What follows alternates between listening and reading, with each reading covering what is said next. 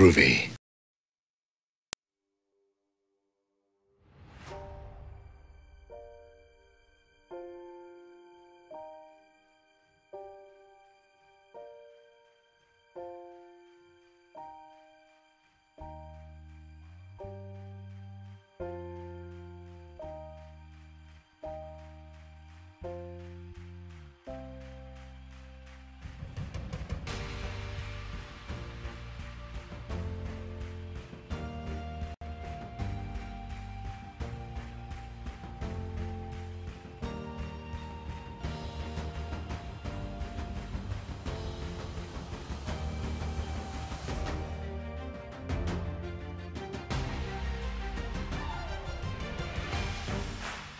Yeah.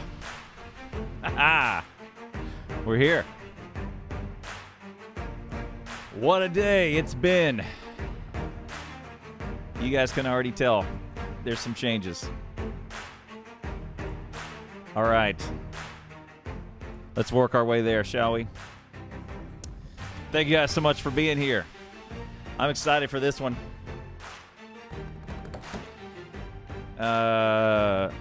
So, for this event, my normal stream is not the same. Usually I have all kinds of celebrations when someone follows or tips or subs or all of that business.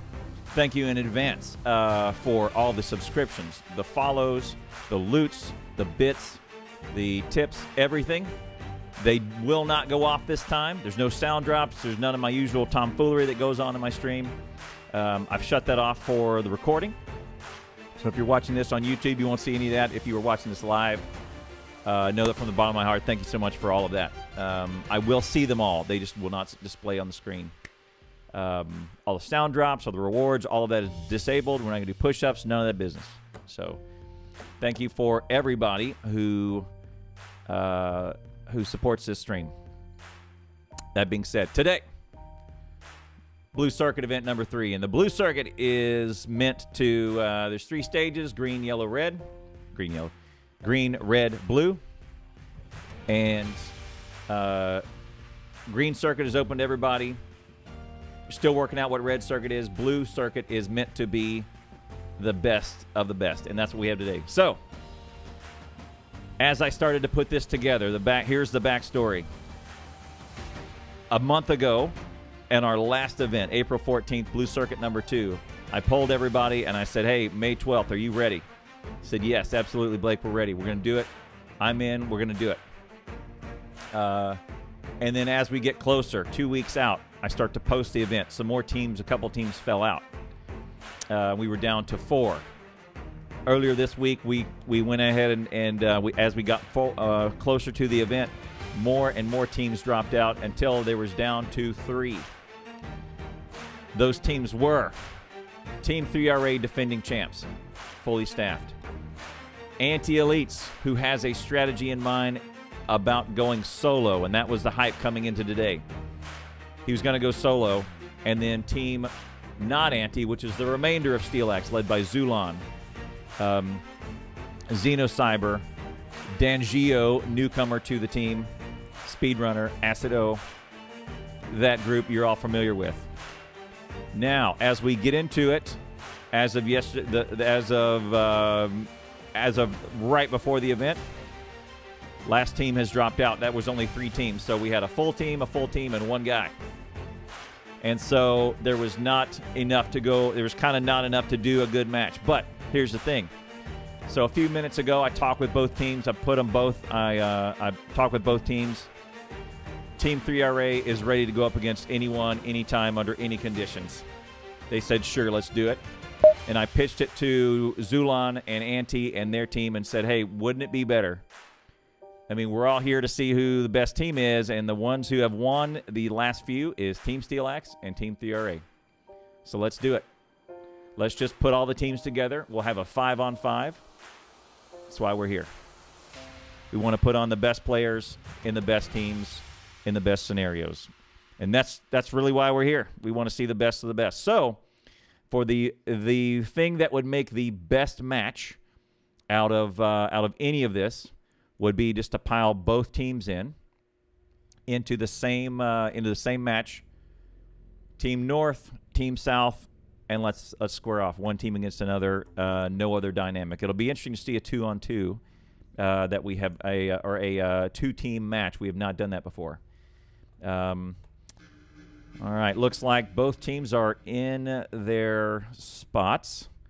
AntiElitz looks like he is live. I'm looking at Exterminator, doesn't look like he's live. All right, other changes. Anti-stream is up. Thank you for the confirmation.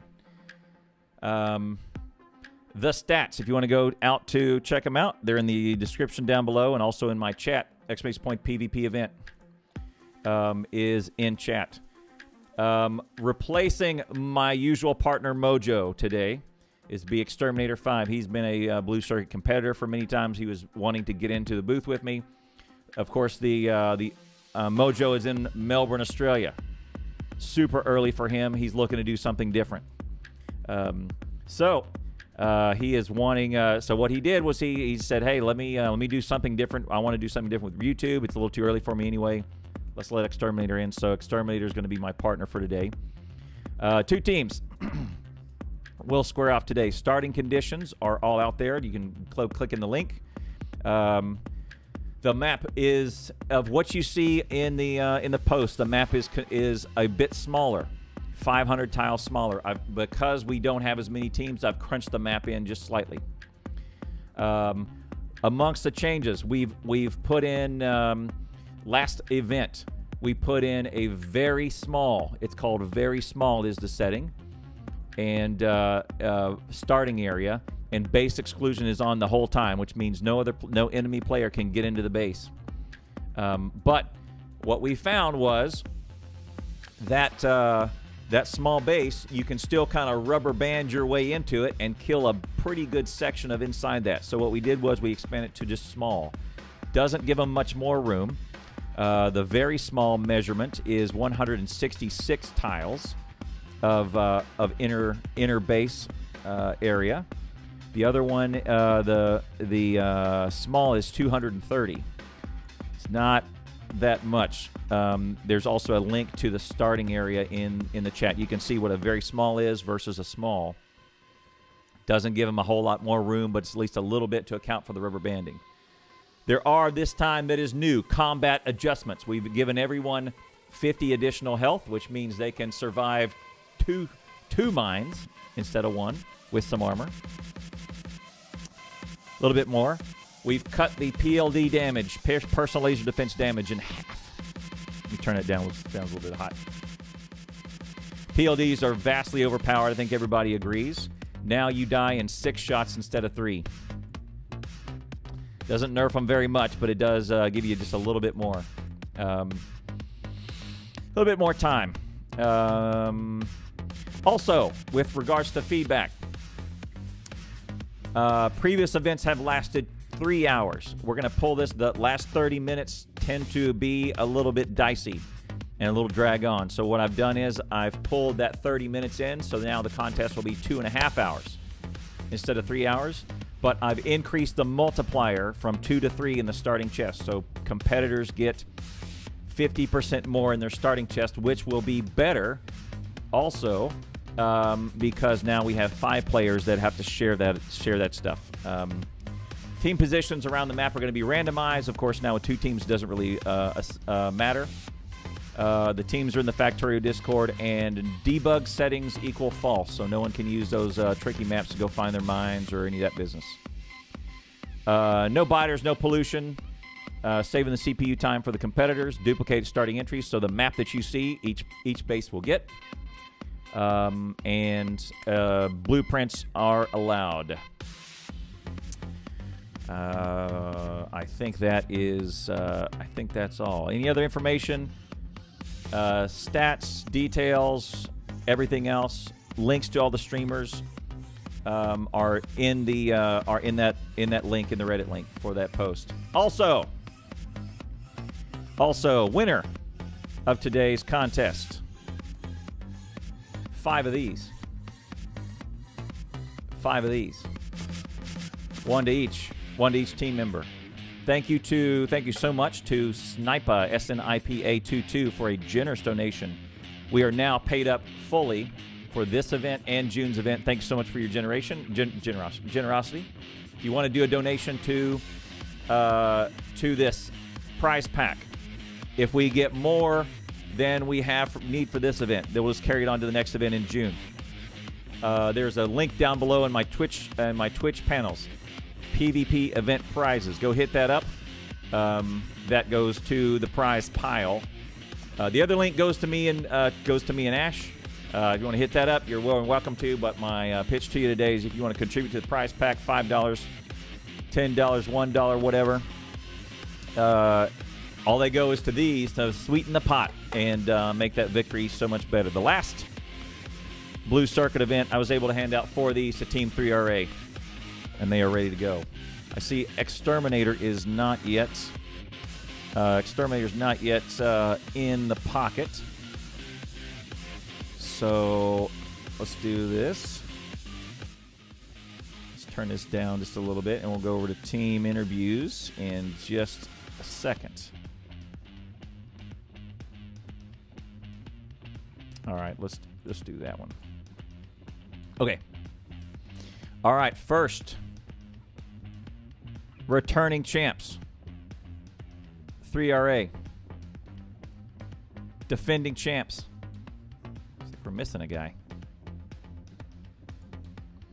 All right, first up, returning champs. 3RA. Psycho, how are you?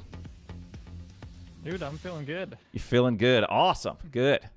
The rest of you guys, Team 3RA, led by Psycho. On his team is JuicyJuuce, the mad scientist, DDDGamer, and Stig, no stranger to these events. And it looks like you're missing Eiffel. Is he going to be able to be here? He is moving between our voice channel in our personal Discord. Okay, so there. He'll make his way around. All right, good deal. Good deal. Eiffel's still in the wrong chat. Okay. All right, well, guys, 3RA defending champs. Looks like, so thank you guys for being flexible. And everyone today was looking forward to AntiElitz and his crazy strategy to go solo in one of these events. When it worked down to 2 teams, it seemed like this was going to be, it was kind of going to be impossible for him to do it. And as of last night, we talked with Zulan and everyone, and this is really what everyone wants to see anyway. So you guys are feeling good about the 5-on-5? Powerhouses competing. I'm excited. Yeah. I think this is what everyone wants to see anyway. That was my pitch to Zulan. I said, look, SteelAxe is the best players.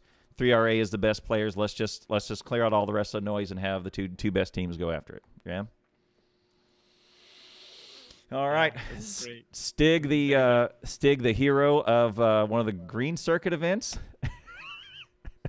Yeah, the red circuit one. The best quote we had from Stig was, "I had 120 rockets and I used 120 rockets." All right, Stig, thank you for being the 5th team and jumping in so quick. Yeah, it's going to be great. So you guys, I'm going to switch over to Team SteelAxe and talk to them. So you guys should have your passwords. What'll end up happening is I'll kind of give the signal in to you guys on Discord that the server's up. Again, you'll log into a pause server, and then as soon as the server unpauses, it's time to join your team and get after it. Yeah.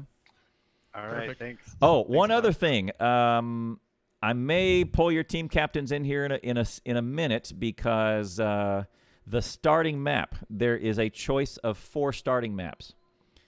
2 of them are limited in oil. 1 of them is limited in stone, and 1 of them is limited in coal. I think someone from my chat is going, or someone is going to pick a random number between 1 through 4, and that is the map that we are going to go with. So that the map and the starting conditions will not be decided by me. It will be decided by fate. So sounds good. So you guys be ready to. So you'll need to be ready. You will be lacking at least one resource, and you'll have to have a plan to go get it, and you'll find that out here in just a minute.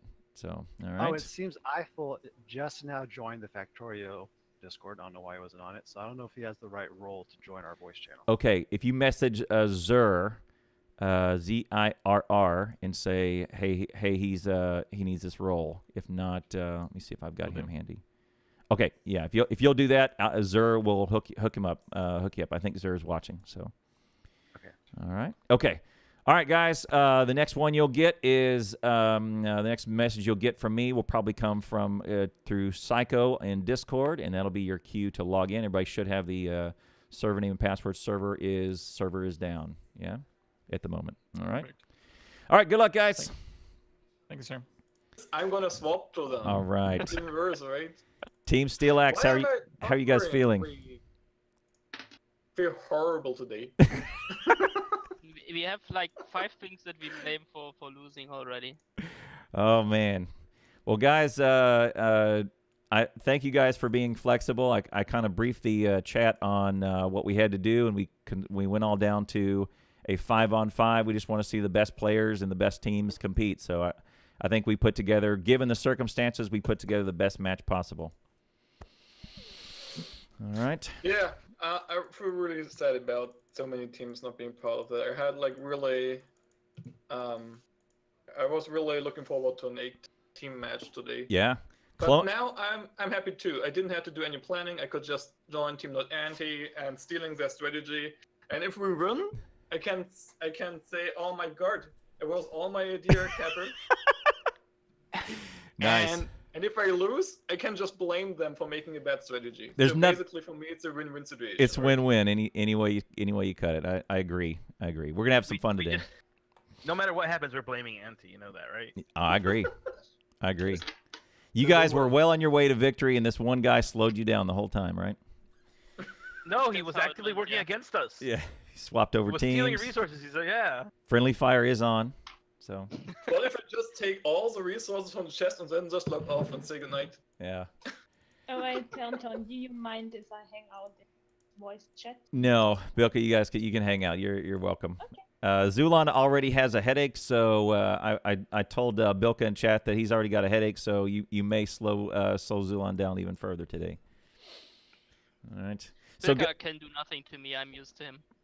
So guys, do you really think that? So guys, two things happen. You guys should have the server name and password. I sent that to your captains. The server is not up at the moment, but that's when I give the signal. I'll shoot it to you guys in Discord. I don't have it. Well, your captain will send it to you momentarily. I don't have it. Who's the captain? It's Zulan, right? It's not me, hopefully. Well, because I'm not the captain. You were a captain. You were a captain. So Zulan has the information, so he'll send it to you. Good. Glad to hear that. One other thing is there is a choice of 4 maps. Okay, I've prepared 4 maps. One of them is stone limited. One of them is coal limited, and 2 of them are oil limited. I will probably make best of 3 banning, choice. I will probably have some sort of contest. Someone from my chat will choose a random map 1 through 4, and so the limited map will be chosen by fate, not by me. So you guys will need to have a plan to go out and get that missing resource. Yeah. So you're also setting something up to not being blamed. That's right. It's win-win. Okay, interesting. So you have a 50-50 chance of oil, and then the other 50 is either stone or coal. So, but the maps are already made. They're all loaded onto the server, and all I got to do is plug in the right one and hit go. So, all right. My chat has already chosen map 5. I don't know what that means, but all right. Like Twitch chat, yeah. Guys, any questions? Shall we already join the server? No, server's down. I'm going to send a note to Zulan and says server's up, and he'll give you guys the cue to go ahead and join. You will log into a paused server, and as soon as the map unpauses, you will see your starting area. You join the team. Your team names are there. It's Team SteelAxe versus Team 3RA. Join your team, and then we'll, as soon as the server unpauses, and then you are free to go and go kick some ass. Yeah. Wonderful. All right, hey there, guys. Good luck, guys. Thanks. Okay. Oh, Exterminator's here now. Hey, there he Hey. is. He's I was in. waiting for you to finish explaining before I jumped in. Well, hey, man, did you hear the intro? We are now my partner's always Exterminator, exclamation point. No, Jimmy, can you give a shout out in my chat for Exterminator? Amazing streamer, even more amazing YouTuber, has thousands of subscribers, needs no introduction. He's in the booth with me. I'm super excited about it. New partner to break in. How are you doing today? I'm doing pretty good. How are you, man? Man, I'm psyched. Me so too. so as you know, we had a bunch of teams that were wanting to join as we got closer. It whittled down to 3, one of which was AntiElitz solo, 4 from Team 3RA and 4 from Team SteelAxe. And I asked Team 3RA had a couple more people that wanted to join, and so I just said, hey, can we're all here to see the best of the best, and can we just consolidate down to a 5-on-5? Both teams agreed, and so here we are. We got a 2-team match, and like I think this is why we're here anyway. Best teams and the best players, right? Oh yeah, it's gonna be insane. It's gonna be awesome. So Anti has agreed to put aside his solo strategy. Like this was all the buzz leading into this about Anti being solo on a team, and like what in the world was he going to do? Like solo against multiple people. And by the way, who is going to tell him no? Like who's going to tell him he can't do it, right? Well, yeah, exactly. I want to say he's probably the greatest player we've ever seen. Like who is going to tell him no, that he can't do this? So anyway, so I was really excited to see that. Everyone, yeah, everyone else. So now that is going to be put aside. He's going to put that strategy in his pocket. He's going to join his usual guys that he does his speed runs with, and they have a very good working relationship, even though they haven't done a ton of prep. So I think it's still going to be a fantastic match. 3RA guys are always. I didn't even need to ask 3RA if they had a 5th. I didn't need to ask them about, hey, are you good with a 5-on-5? Didn't need to ask anything of them. They are seemingly anytime, anywhere, any conditions, they will fight. Like they are ready. They are some of the most game guys you'll ever meet. And and they're defending champs for a reason. So all right, I'm logged into the server now. Let me see here. I think I need to do the random number generator. So Clonin TV, let's do this. Clonin TV, one of the greatest, one of the Factorio devs, has been a great part of our lives since we've been doing this PvP match. Clonin, I have 4 maps prepared. Clonin has chosen map number 3. Okay. Right. Save game number 3. I do not remember what this one is.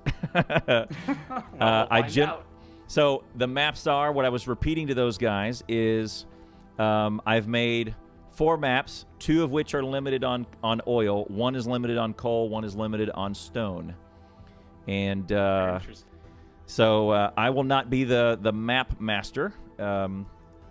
Clonin wants iron limited, but he wants to be a spoiler. So okay, let me hit this button. Okay, I think we're good. I'm gonna load Factorio, so give me just a minute. That was on the. If I had more time, I might have made a copper limited map and mixed it into a choice of 5. That would have been very, very interesting. Oh, yeah. I will make the save game available to everybody afterwards, so if you want to do that. So Clonin has chosen... The form has been chosen! Clonin has chosen 3. Oh, I don't want to do that yet. Okay. All right, so give me just a minute to... Okay. All right, let's go. Let me get one thing set up first. We'll do that. Okay. All right, and then there is one thing I want to play. I'm gonna find it. Okay. It looks like this is one of the. I don't know what we'll find when we get in here. All right, off we go at the 35 mark. Looks like. All right, we're going to play the bugle.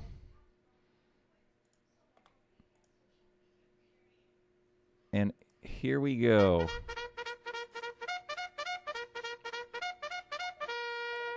Let's make sure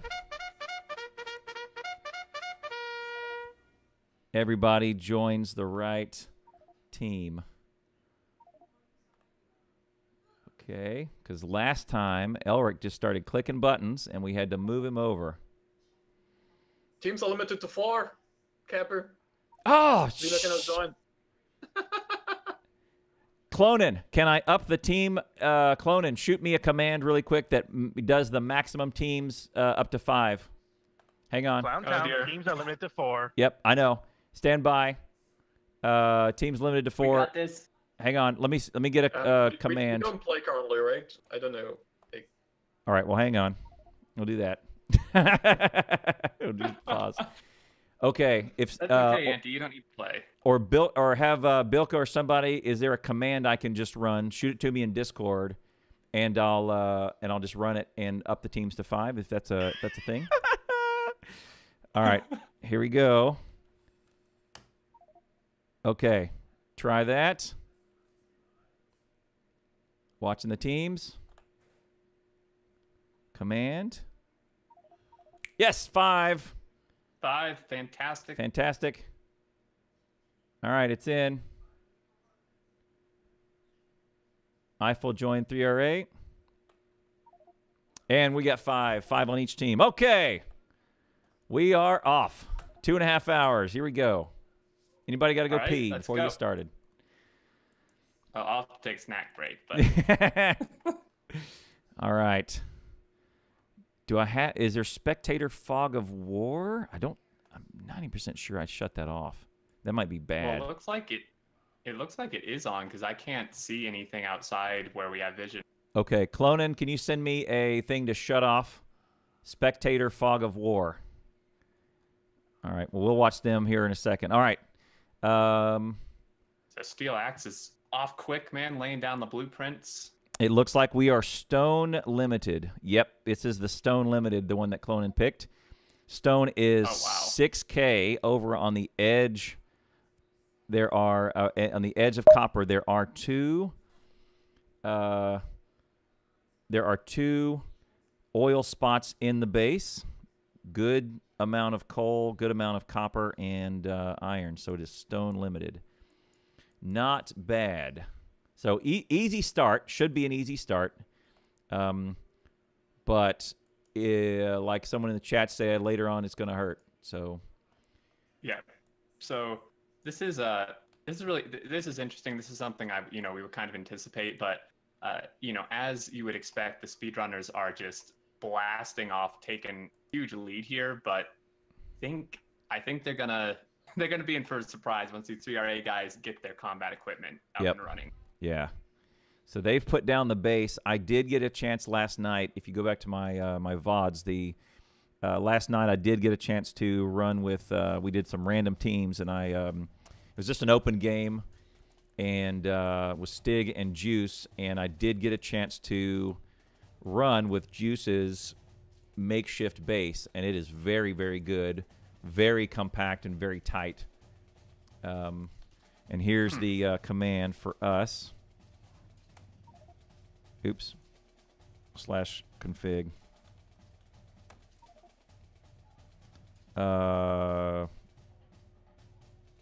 Okay. Just get set. Nope. Uh-oh. Something. Don't forget /c. Global.game_config spectator fog of war equals false. Okay. That should have done it. Yep, there it Yeah, is. there we go. Yep. Okay, we got it. Perfect. Awesome. Okay, well now there we go. Hopefully that didn't kill Bilka's PC Yeah, kills internet. in the internet. So this is I guess this is just the difference, between the speedrunner knowledge and strategy and not, because, you notice the speedrunners, why they have so many points is because they actually, they have their power on now and actually making stuff, whereas 3RA is just, they have all this stuff built, but they have no power. Right. Yep. So it's like not doing anything.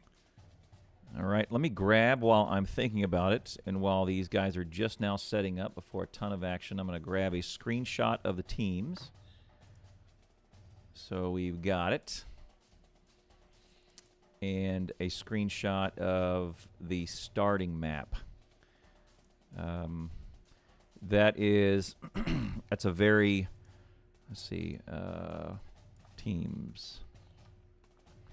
I like to record these things for the final final Reddit post, and then I can do this and just have the scores up. And Team SteelAxe out to an early lead, and Very large lead. Anti is pulling up wall. He's already pulled up half of his east wall. That's odd, actually. Like, I would understand, a section or something to, like, run something through, but it looks like he's just tearing up the whole wall. So last time we saw this, this was in Blue Circuit event number 1.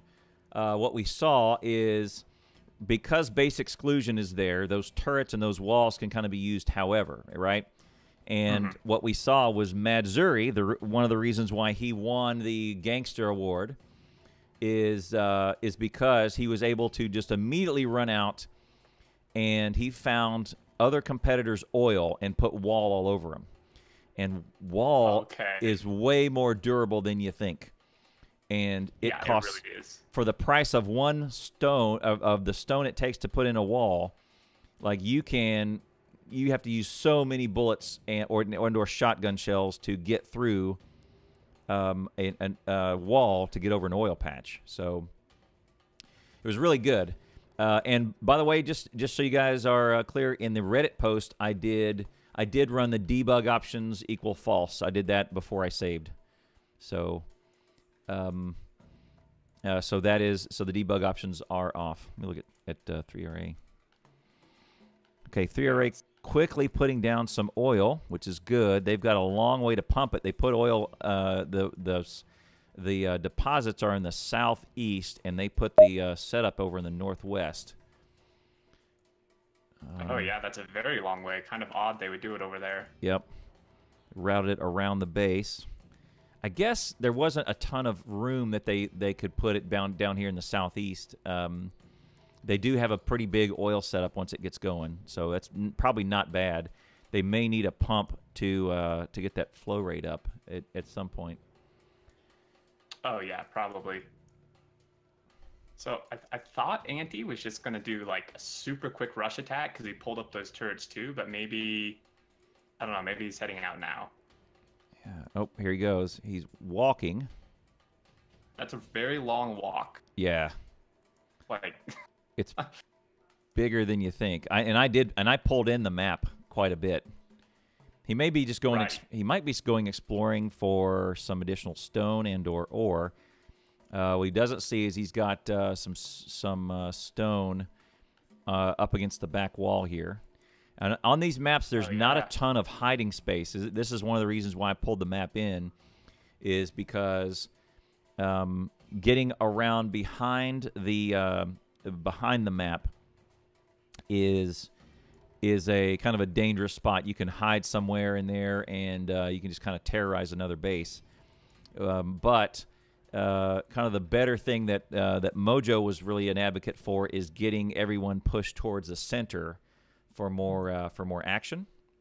Right, definitely. So that it's more StarCraft like in its maps than whatever. The trouble though is if the map was able to be round shaped instead of square shaped, you could almost eliminate all the corners that you can hide in. But we'll see. Yeah, see, Anti is halfway now. Checking to see if they are expanding. So for now, no one's come out of their base except for Anti. And I think he must be going for attack. There's no reason, I don't think, to look for resources that far out. Right. So, and this could be really, depending how he does it, this could be dangerous. I mean, 3RA doesn't have any combat to speak of aside from the turrets in their base. Well, so with the starting conditions being, starting equipment being small, right. He, apparently Anti has set up his keyboard to auto run while he goes to the bathroom. So this Anti is this is unassisted. His chat is lighting up. I actually have a there's a deal here. Tool assisted run. I guess there's nothing in the rules that says you can't jam a pin in your keyboard. Anti's AFK and running. Well done, man. I hope he gets back before he just runs into their wall. I bet you, yeah. Oh, yeah. I mean, so the thing that I'm not, 3RA shouldn't really be worried about something like this because there's piercing rounds in this ammo, and starting equipment is small, so they don't have that. They do not have that the armor, right, that they start with, or rockets. So or a car. So they're not really gonna. He's not really gonna pierce the wall and start blowing stuff up. What he is gonna do is see what's around them, and probably do what he did is put walls and turrets around the oil or whatever they're gonna go out and claim, whether it's their stone or the oil, the extra oil that they're gonna need. Yep. Yeah. Well, if they're trying to find it, there's only one other spot he's going to spawn in, and because there's only 2 teams, there's nowhere. If they know where they are, then they know where the team is. Yeah, he might wall in the he might wall in the stone, or he might wall in the oil. But he is now. I definitely go. Yeah. Oil's easiest because it's 1 wall per deposit. You don't really have to do anything other than that. Oh, and he's just doing this to. He's just being a jerk, man. Oh yeah, there you go. They just have to, because they can't tear them up, right? Yes. So they have to now shoot every single one of these walls if they want to put miners here. Correct. Yep, there you go. That's actually hilarious. I hadn't thought of that.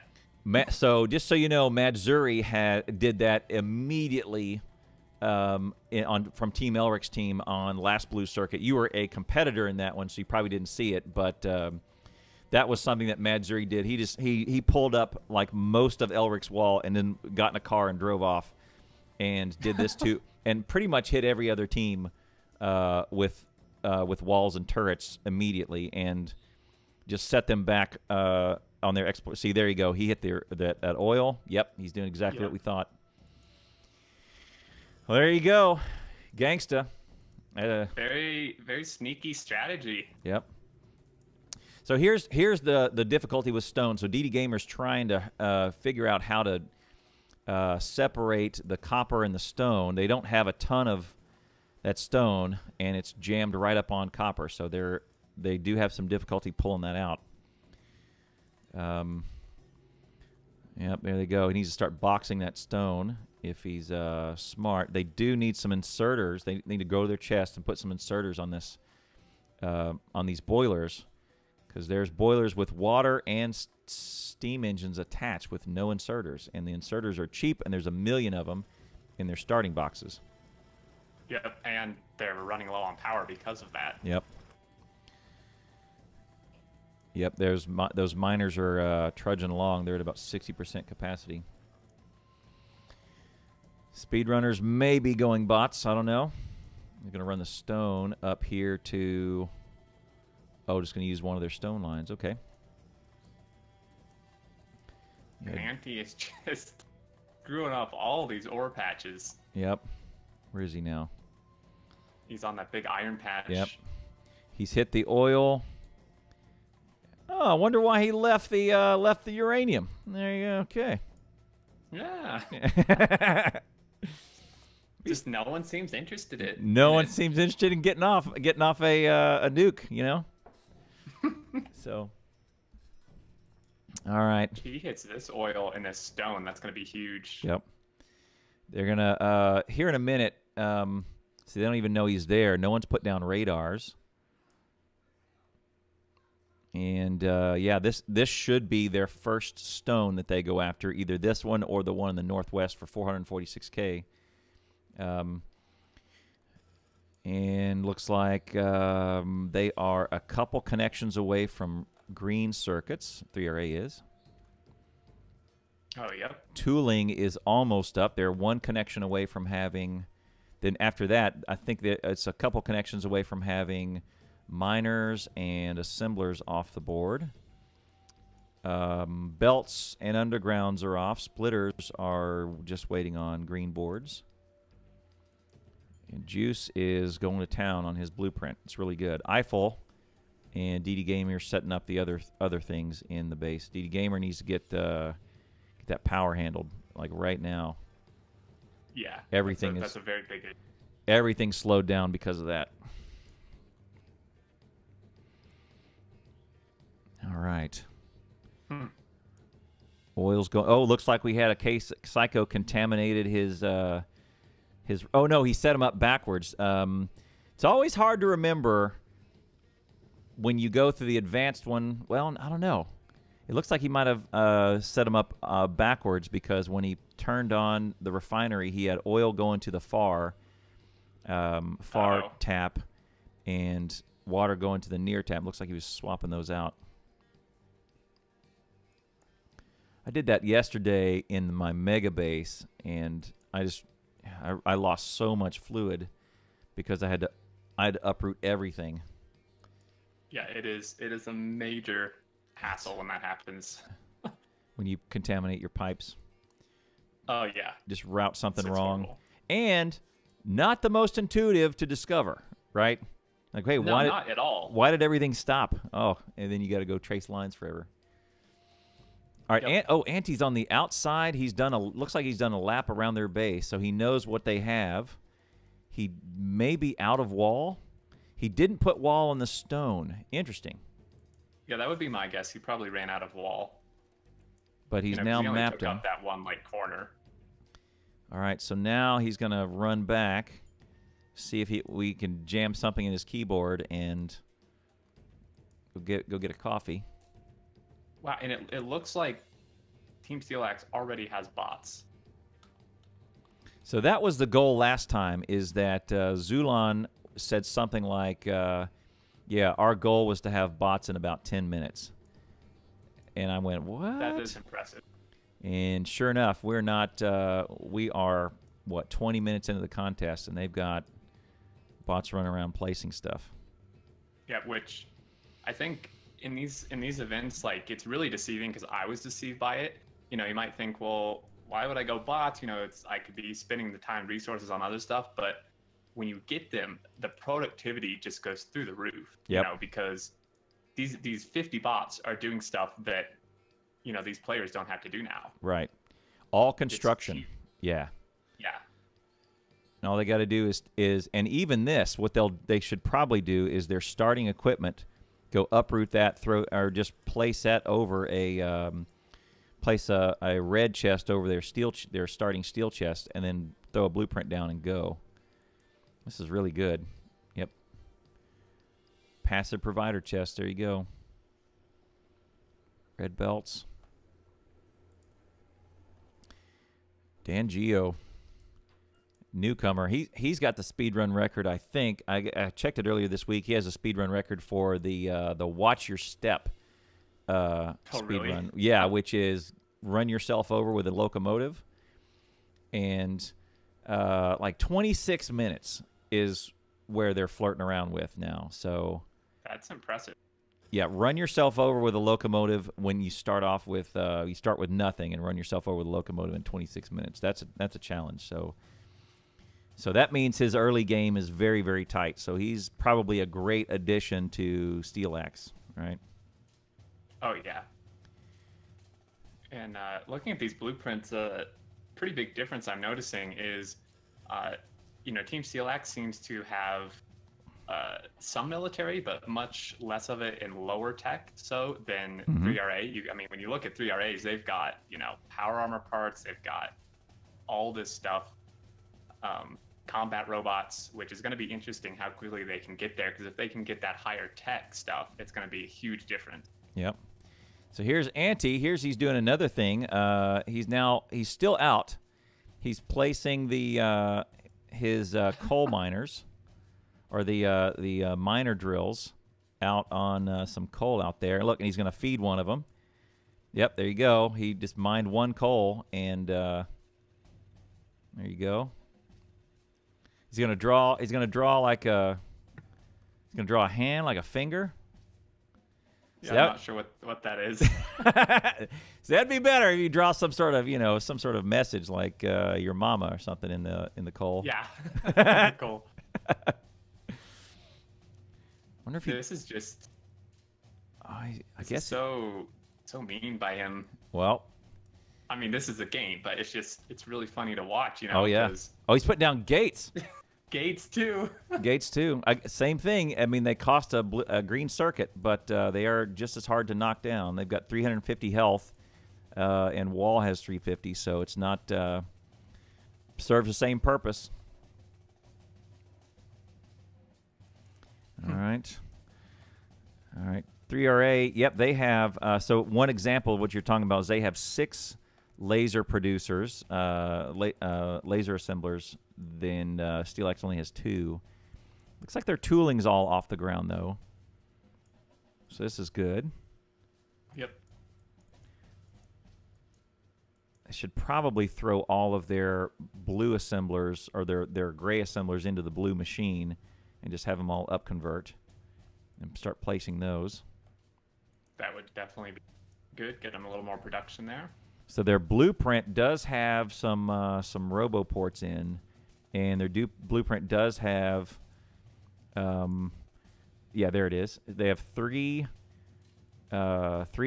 frame makers and 1 apiece of bot makers, but it is a little ways down the road. I don't think we got there down this far into the blueprint until like an hour in last night. But it was just 2 of us. It was just me and Juice. Mm-hmm. 2 laser assemblers is a significant amount. All right, so Team SteelAxe is also out the door. So they have iron, and they are routing that in. And some oil, looks like, too. Mm-hmm. Best thing they could do is just get it inside their base so it's protected and box it. Like, even if they don't do anything with it right now, just put it in a box. Throw a couple steel chests down and start boxing that ore. Same with, they run power out there, just wooden poles. But Xeno is going to bring in oil. Best thing they could do is throw down like 8 tanks and just pull it in. Oh! Anti-Suis, what did he do? He grenaded himself to come back? Yep. Yep, he, okay. I guess he didn't feel like walking. Way quicker. Yep. It's, I mean, he had nothing on him, I would imagine, at that point. Yeah, he was out of it. The only thing he had was those 10 burner miners, and didn't need them. He made a coffee cup, didn't start the other coffee cup. Oh, yeah, there you go. See, that would have been funnier if he'd run himself over with his own car. That's possible, you know. It's difficult, though. It's hard. It's not something you want to do all the time. I mean, you got to work at it. You got to get out and then let the car go and then kind of run in front of it with low health. You could do it. That would have been pretty funny. Yeah. It's like, oh, he's run his car. He's run himself over. I mean, who among us hasn't been there? Well, yeah. I mean, yeah, I've almost run I've almost run myself over in my own car before. Yeah, back when I had a manual. When I was driving a stick, I was driving a diesel Jetta manual transmission. There were some really times I thought I could just kind of put my foot down and Fred Flintstone it out my car out of my driveway. I did almost break my leg and kill it. Oh yeah, that's a risky game there doing it like that. Yep. So outside of 3RA, they've got about 700k stone to go pull from, all to the west, which is out of kind of a little bit behind them. So that's good. They've got some more coal. They'll need to tap. They will probably need to tap into that. Just bring it in. It'd be a smart thing to do. They don't have much much copper. So 714k copper is west of them. They've got more iron, and their oil. Now they've got 3 to the south and what is that? 9 to the west. But it is now covered in freaking wall. So, all right, comparatively, SteelAxe probably has the better setup with all like 2.3 million copper right out back. That's going to be easy points for them if they just put down some point miners once they get their stuff up. What they don't have is stone, right? So they have that little 6k stone in the base, and they are putting it right into a chest. That's a smart setup, actually. Look at their stone setup. Like it, SteelAxe, it's on the south side of that copper. It's with oh yeah. Yeah, that's a really smart way to do it. Where if the line backs up, it just starts going into a chest. You don't even use an inserter on it. That's a smart way to do it. Yep, constant points from that, definitely. Yep. And they're going ahead and pulling stone for bricks, and they're able to make wall and stone furnaces. So they should be good, at least, to convert over to stone furnaces. They do have 150k stone right outside their door. That's probably more than they need. But they are well set up with oil now. It's a little farther and a little more facing the enemy. And their iron is not too bad. They went out and got iron early and often. Same with their oil. Is it pumping yet, though? Yeah, they went out very early to get resources. It looks like steel. DRA is just content, sitting in their base, finishing out their blueprints for right now. And on the edge of the map, they do have a tiny, tiny coal spot worth 40k. They could pull that up. That wouldn't be bad. All right, so here's Anti. He's already going for point miners. And yep, he's going to stagger them. Yep. So I wonder if he's going to bring that. He should bring that in, actually, before just putting it into a chest. He should probably just bring that in and throw it into chests inside the base. Go ahead and put it on a belt and have inserters do that work. Yeah, just in case they do need it, for sure. It is early enough in the game where they could probably just spend the time to do it. Yep, he's going to do a belt. Okay, that's good. Past that, there is a uranium patch next to each one. I don't know that we're going to see a uranium pack with everybody. Yeah, he's going to bring it in. I say steel furnace. I say stone furnaces when I mean steel furnaces all the time. That's correct. Where? Man, so I don't know. This is. I feel like 3RA. I mean, I guess they're probably getting ready to gear up to attack pretty soon. Yeah. So I mean, they have to at this point, because I don't think they should know that they can't outpoint speedrunners. Yeah. And I don't know that they're super worried about it. I think they're gonna get into let's go play them in the long game, because I think they're banking on the fact that they probably have more hours in combat, whereas the SteelAxe guys have way more hours in build, and I think they can do that. The only factor here is that Anti's a freaking gangster and yeah. just does not have any mercy in his body for in combat. So we'll see. I would say that all of the SteelAxe guys, or all of the 3RA guys, are dangerous in combat, and probably Anti is probably the most dangerous in combat of SteelAxe, whereas the other 4, I don't know if they've put in the hours of. I don't think so. I've never really seen them do any combat. Yeah, could be wrong. Could be, yeah. Maybe they were practicing in secret. Yep. Who knows? I think SteelAxe is probably lucky that Red Car is not in this match. Freaking Red Car, man! I asked about it. Oh my god. Yeah, He's an amazing, amazing guy. I mean, give him a base to build, and he falls on his face. But put him out in the open field with some rockets, and he will bury you. That's what I was. That's in that one match where Red Car was outside Anti's base and just doing circles around him. I said, you know, what do you do with that guy? Like, how do you? Yeah. How do you go up against that guy? And I think the answer is run the other direction and do something else. Exactly. Because Yeah, he kills everybody. Everyone. I mean, in that event, he did the same thing to us, and our whole team charged him, and he just killed all of us. Mm-hmm. What do you? He is a beast. What do you do against that guy? And I asked, and they said, well, he's in a place where his internet's pretty bad, so he's not going to be able to join this event. But because otherwise, like Psycho and Juice, they're no dummies. Like they put him on every single team because he's just a murderer. Yeah, I mean, so I guess the strategy is hold the events when he's somewhere with bad internet. I guess, yeah, or you know, I don't know. Hope he takes a day off or sick or something. I don't know. I don't know what else you do. I don't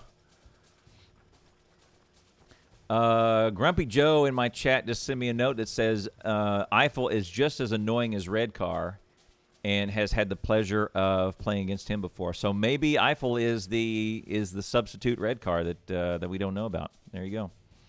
Oh well, that'll be interesting to watch. That'll be good. See what he can do. Let's get Eiffel out in the on the open and go have him do his thing. Right now, he's just taking a little ride, enjoying the views. DDGamer has gone out and explored. I think he's found the wall, and the wall laden. He's probably just going to do a lap to see what we can do. He should find the stone, though, luckily. Maybe. So Rain says that SteelAxe base looks like a bootstrap base. Secret message received, buddy. I don't know what that means. That's what I was thinking. It looks very like there's no way this is going to be their final plan here. So bootstrap means like a temporary base? Yeah. I mean, yeah. So temporary base to make something bigger, which interestingly, I noticed they just now did some science in labs. Oh, where's that? So I wonder what they have in store here, because there hasn't really been any science been done in the last events of these, because a lot of science is already unlocked. Right. It gives it up through. Oh, there it is. There it is. It's on the end of it. So they've got to be. Please try for nukes. Like, please. That would be hilarious. I mean, if anyone can do it, yeah, it's these guys. Oh, it's they're probably just going to go for at the moment. It looks like they've got the first three flavors: red, green, and gray. So they may just be going for like damage or something. Yeah, bullet damage and laser damage. You know, all of the military upgrades, which is not a bad strategy at all. Science gives you some good points. You know, and the machinery to make science is good points. And oh yeah, they could probably use it. Construction bots only need green, right? Green circuits. The logistic is what needs the red, so they can absolutely make construction bots super early. I'm counting 4 explosive round makers. For tanks, they've got 2 miners, 2 rocket machines. 1 solar, 3 laser. Sorry, I didn't see the 3rd laser. They have 3 laser turret makers. Looks like they've got about 12 lasers so far, but they're making it full speed now. Plenty. Got piercing ammo is off the line. It's not going to science though. It's a very impressive base. They're slowly converting over to steel furnaces too. If you look up at the steel line, that's the first one it looks like they've done. That's the right way to do it. There's a blue circuit assembler is on the end of their science machine. Definitely, my guess is PLDs. Yeah. What that's for. 100%. And even though they are nerfed, they're still very good. Oh, they're still power. Yeah. Like, they're super good still. So PLDs are cut by half. It's the electric damage in the combat options. PLDs, like they now kill you in 6 shots instead of 3, right? maybe still shoot super fast. Maybe 8 shots instead of 4 because of the additional 50 health that each player has. It used to be 250. Now you hover over everyone, it's 300. On the 3RA server, they put it up to 500. That just takes forever to kill someone. Reason why we bumped it up. One reason why we bumped it up is these humans are pretty frail, and putting it to 300 gives, I think it's 1 extra PLD shot, and it gives you you can step on 2 mines before you die instead of just 1. Oh, that's huge. Yeah. And if you watched last week's Green Circuit event, like that was the most fun, is watching to see who was going to step on a mine and who wasn't. And like several times during that broadcast, I just lost it and had to go fall out of my chair laughing so hard. I thought that was hilarious. It was hilarious. It was it was so great. So great. I think most of these guys are not quite as new to things as a few people were in that, like obviously. So yeah, we may not see as many accidents, but I hope we at least see some. The funny part with that event, if you guys want to go back there, it's in the YouTube channel, and just check out my other videos. It's Green Circuit from May 5th, 2018, and you'll see a guy named Deagle. And when I took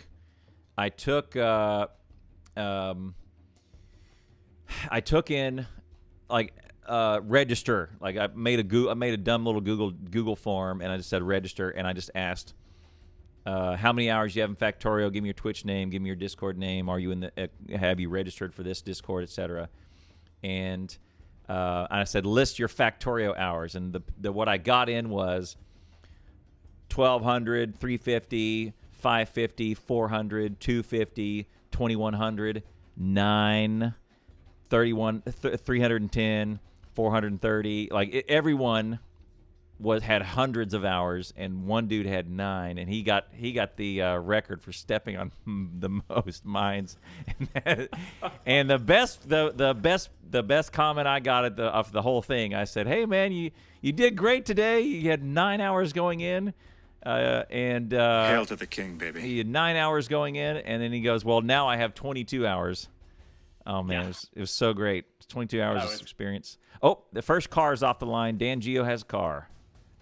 Just sped out of his base. Man. Yep, he's up. Anyway, if you guys want to go back and watch that, yeah, he was our minesweeper. Good job. If you guys want to go back there, it's in my YouTube channel. Link, also, plenty of clips off of that event in my Twitch channel. It's really great. Yeah, definitely check that out. Okay, the science build for SteelAxe is placed, but not powered. And it looks like there's 2 other connections they need to hook up. I think piercing rounds. Oh, there's piercing rounds, and grenades are off the line. Oh, there it is. Turrets are direct insert. Okay, they've got military science off the board in a couple minutes. Yep, it's gonna be pretty slow, but it'll do the job for a couple upgrades for sure. Yep. Yep. Okay, there's the first 2 military sciences are making right now. Now we can't, as observers, we can't actually see what they're researching, can we? When they change it, it will give us a message down the lower left of the screen. Okay. All right, so DDDGamer for 3RA is now fighting the wall. He's got a car, which is good, but he's got a line of iron coming in, and he's just run over one of his own power poles. So he's got and he's hit another second one. Oh dear! He just put some more down. Don't even know repair packs. We're just gonna put some more down. Oh, he almost hit another one. Oh, there goes the tree. And currently, no one is researching. Correct. Yeah. Yeah. We'll see it, and it'll and it'll give a little message, and there it is. DanGio started laser turret. There you go. Laser turret damage 1. Now, for people, I'm sure that the speedrunners, I'm sure they know this, but for people who may not, laser damages and shooting speeds do not affect the PLD.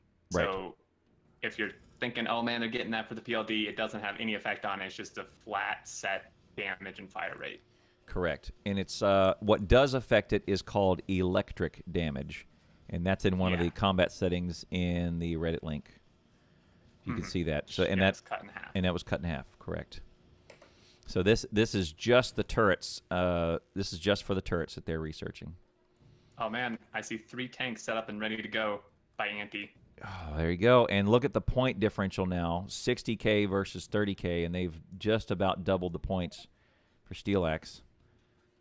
This I don't know, man. This could be a quick match. I mean, they're already, they're doubling the points, and they look like they are already ahead in combat as well. Yep, maybe so. Which I did not anticipate. I thought 3RA would definitely the guys be beating them on the combat side. Well, 3RA wants to drag you into deep water. That's probably where they're going to win. So if you look at the last time they won, last event, they didn't cross the lead until somewhere around the 2 hour 15 mark, right? That the guys at 3RA do have tanks. Psycho is in fact motoring across the middle, and they do have tanks. So Psycho's out. Yep, Psycho's out to an early attack. Doesn't want to wait. This is probably a best strategy, and they're probably feeling the pressure from that score to go out there and put a damper on that score. He's going to be in for a little surprise though when he runs into 3 people in a tank. Right, but or 3 different tanks rather. But I mean, I think Psycho has more hours in a tank than all those guys combined. So, I mean. Yeah, I mean, maybe you can outmaneuver them, but I mean, still 3 tanks of damage worth of compared to 1. They've also so I'm looking at this iron patch, and I think it was Zulan Acido was out here. I think they have a couple laser turrets, and they've mined up their they've mined up this iron patch out here. A couple other turrets too. Psycho's crossed the middle. He's about 60% there. He's going to head south a little bit and come in from the side. He'll probably see that iron patch. Just pull him in. All right. They're getting all the points off of the ore. It is worth Psycho's time to come over here and stop this insanity. Stop all the boxing up with this ore. And it's actually, I didn't pay close enough attention, but it's possible he may actually have a PLD because 3RA does have blue circuits, like they were already done before he left. So he might. That's possible. Yep. They do not have repair bots yet. Their bots have not been made. They would have had to have the frames done, which need electric engines. And electric engines, are they done? No, they are not. Okay, so, and you can't make electric engines in your inventory, so they don't have bots. Oh, then there's two mines. Psycho knows about the iron now. He's gonna he's not going for it. Double back. Should at least cut power or something. Yep, he'll just run that over, cut power. I was looking in their base. I don't know if I'm blind, but I don't see 3RA making landmines anywhere, which is a huge surprise. All right, so Psycho is going to grenade up the belts a little bit. Okay. And he stopped the flow in. There's 3 SteelAxe converging. Comes Anti. There's Anti. He's dodging the mines. He's blown up. Anti's blown up his own mines. Psycho's no dummy. He's not going to open. He sees the entry opening through the mines. He's through. Red's between them. Oh, he's going to hit some mines. Look out. Oh, and he's blocked. Psycho blocked with some turrets. Anti's got him on the run at half health. So Psycho is. Couple more shots from Anti, and that tank's gone. Yep. Looks like he may be trying to loop back around. Yeah, and Psycho's not going to leave anything there. He would have if he's not afraid of losing it now. He's got grenades. Doesn't look like he has much of anything else. Hit the belt, but it didn't stop. Still no power out there.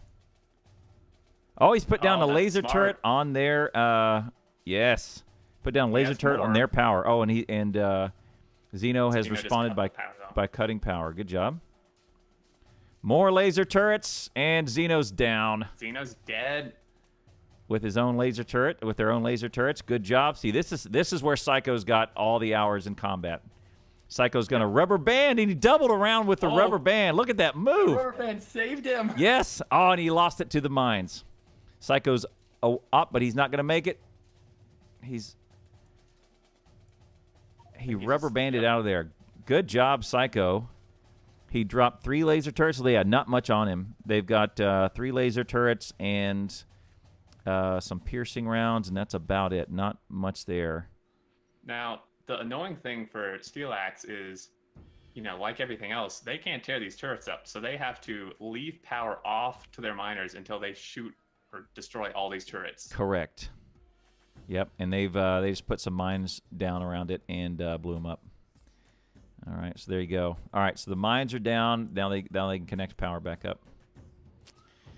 Good job, Psycho. He did his job. There's more lasers, and look at that. That turret really wants to kill those guys. Looking at him. There it is.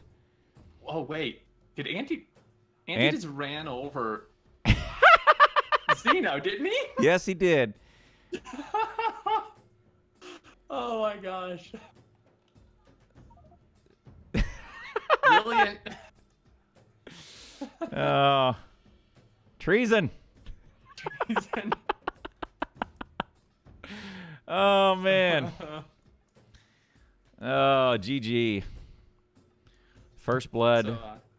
Xenocyber has died twice now. First one to Psycho and his laser turrets. Secondly to AntiElitz. Team kill. TK. Anti is Thanos confirmed. Anti's chat's going crazy. Yes, confirmed. Oh man. Anti-traitor. That's probably trying to punish Xeno for dying in the first place. Maybe. That's his punishment. Oh man. I'm still very surprised that 3RA is not making landmines at all. They'll get there. That was good. See, look what Psycho did with no landmines, no rockets, and no shells, right? True. All he had was some laser turrets and 1,000,000 hours in the tank, and went over there, stopped their miners, killed Xeno. Like that's really good. And here's the thing: all these guys are like that. That's why they're that's how dangerous they are, and that has kind of. They're still doubled up, but that did kind of. It took one guy took 4 SteelAxe guys off their game, and slowed down their points. Yep. To be fair, the speedrunners didn't get really dented in their points. They got dented in their task, right? Correct. Yeah. All right. So the shells haven't gone down. They just need to hook those up. That's what they need to do. So they are making landmines. They are. There's 336 in the chest now. Blue circuits are. Where are they output? Blue circuits are off the belt. Yep. There's only like 6 of them made. They're not hooked up yet. They're sitting on the belt. They're not landing in the chest, so they're just barely getting their blue circuits up and running. There needs to have that constant harassment like they had in previous games and just do denial. It's probably Rain, you're probably right. It's probably their best strategy. Yeah, they can't just sit back and let SteelAxe just keep accumulating these points. Yep. I mean, like you said, one guy distracted 4 of them. You know, if maybe 3 or even 4 of the 3RA guys go over there, then speedrunners are going to be in trouble. Yep. Here to return the favor is to the south, Anti and Zulan.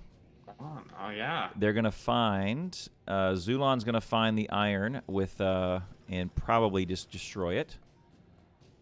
It's not much because of that wall would have taken out more than that patch would have given them at the time. Yep. Anti is tree killing. All right, plowing a little path. All right. Oh, and there he goes. Power's cut. There it is. Knowing Andy, he's just gonna kill all the stuff.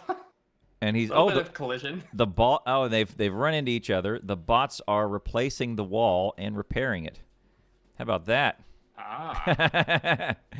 Carry some extra wall with them. Put some more gates on it. Yep. Deny resources. That's probably one of the best things that Anti in the game can do.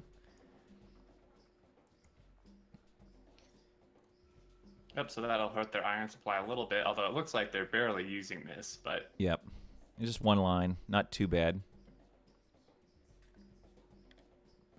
So what's huge for SteelAxe now is they've got repair bots. That makes a giant difference in combat. Not even have to get out of your tank. You can go over there and fight and do the thing, and you don't have to get out and repair. It does it automatically. By placing the walls, they can still run over it, and the other team can't. Right. Or gates. So if they play, the gates are probably the smarter one because that lets you run through it, and the other team not. Right. That's probably even a more superior solution to wall. I know. Run, Juice. Oh, here it is. Juice is not in a tank. He's got the mines. Oh, and the mines didn't arm yet. Oh, yeah, they have a bit of a second. They have a just a slight delay, and Zulan's going to hit them all. Oh, but he does have a tank. He's chasing him now. Yep, Juice has a tank. Oh, see. All right, now, see, here's where Juice has way more hours in a tank than Zulan, I would say. And Juice is going to kill all his bots. Yep, there's bots are down. And Juice has better fuel, it looks like, because he's, I think? Correct. Yeah, it looks like he's gaining on him. Yep. And probably maybe some solid fuel for the tanks so they can get up to speed quicker. Yep. He's going to cut them off. Yep. Oh, look. Putting down those mines is double-edged sword because then the bots leave and Juice is just up and he's turned his gun around. Yep. Juice gives way. All right. So he cleared out 4 or 5 bots, which might have been all the bots that Zulan had. He'd have to go back. Psycho is on the move in a car, not in a tank. Maybe just doing some additional exploration. So here's where Juice has now found the pesky walls. Wants to clear some of them out. Psycho's gonna go get his tank. Takes forever though. Yeah, it does.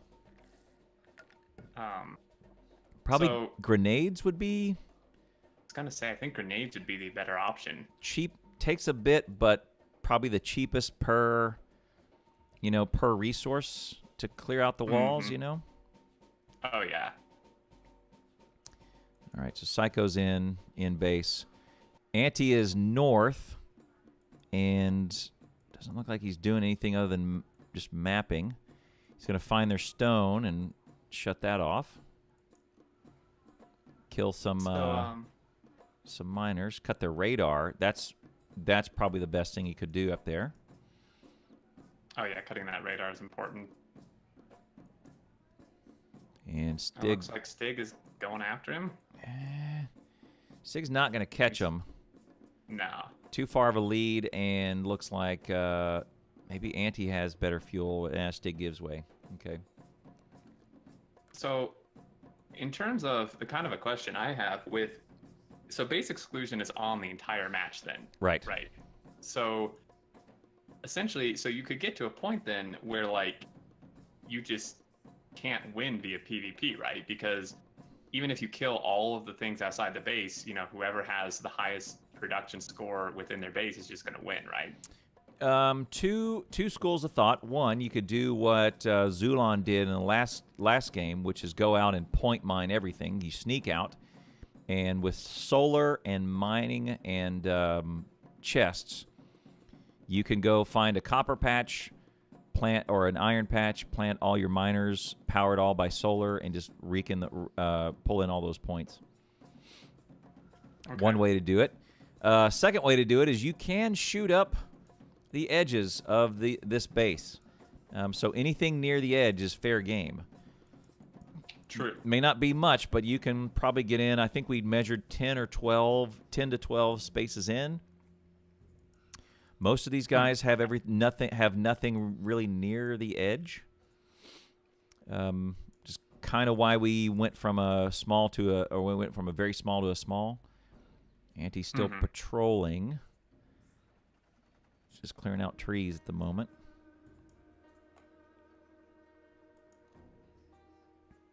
And now, in the starting options, the artillery targeter is disabled, but artillery is not, correct? Correct. Yeah, they can still research and build artillery, yes. Okay. The research is quite expensive, but that would be an option, because even the, auto-fire range would definitely reach into the base. Although, I think it only targets military buildings. On its own. 22 tiles in with cannon shells. There you go. All right, Anti is visible to these guys now. I don't think they care because he's not doing much. There you go. Eiffel not yet left the base, just doing his building. Anti circling. All right. Destroyed their starter oil from the edge. Oh, he did. How about that? Look at there. He found their starter oil on that southeast side and hit it. Oh, yeah, he did. Yep. Wow. That's going to hurt pretty bad. Yeah, they don't have any other oil pumping in. They've got and their crude is 0. All right. That's still destroyed. Eiffel going out there to... I don't know what Eiffel's going to do. I'm not quite sure what he's up to. I'm trying to figure out what SteelAxe is actually doing right now, because their base has been built for quite a while. Yep. Acido running out. Just maintenance. Yep. Acido running out to explore. Rocket damage 1. There you go. Man, if only tanks could shoot rockets. Yeah. That might be overpowered, but that would be great. Acido is, I think this is just an exploration mission to try and find some point miners. I would say... I mean, he's passed a ton of really good candidates. Yeah. Probably, he'll probably try and throw him on down that 31 million iron because it's got a lot of real estate to pull it up. Cannon shell is 30 range. Team 3RA needs to get on those points. 1.2 million to 2.2 million rounding. And Juice is in a car. He's got Anti, I wouldn't say pinned in. Psycho's in the weeds with his car. They need some tanks, boys. Yeah. Those cars just do not do against those trees. But Juice could outmaneuver Anti and wall him in. They use tanks. They use walls to pull tanks in pretty easily. Let's see what happens here. He's going to try and cut him off, I think. Yep, but that car, I think, can only take 2 shots, maybe. Right. From tanks, so it's dicey. He's got to be careful. Psycho is Yep, Psycho's threatening too. All right. All right, here we go. Oh, and he was doing exactly that. He's walled him in. And the mines are going to arm. Oh, those are Anti's mines. Oh, and he's down. No, he just killed. So Juice is down and Psycho's down. No mercy. Good job. Anti's going to get out and go get the stuff off their body. Just get it all. They had a fair bit, actually. I didn't see if there was anything good. They did have a fair amount of volume. I didn't see anything. I didn't see anything blue. No. There you go. All right, if you want to join one of these, we're going to have an open green circuit next weekend, May 19th, just about the same time. And I want to have 2 matches. There'll probably be 2 matches, either 90 minutes or 2 hours long. And open call. We'll do some random people. Teams are randomized, and we'll just have some fun next weekend. See what we can do. Anti stole a SteelAxe from the corpse is being reported from the correspondence. Most important part. And there's lots of cheers of praise the SteelAxe in Anti's chat. There you go. He did some work. He did some work.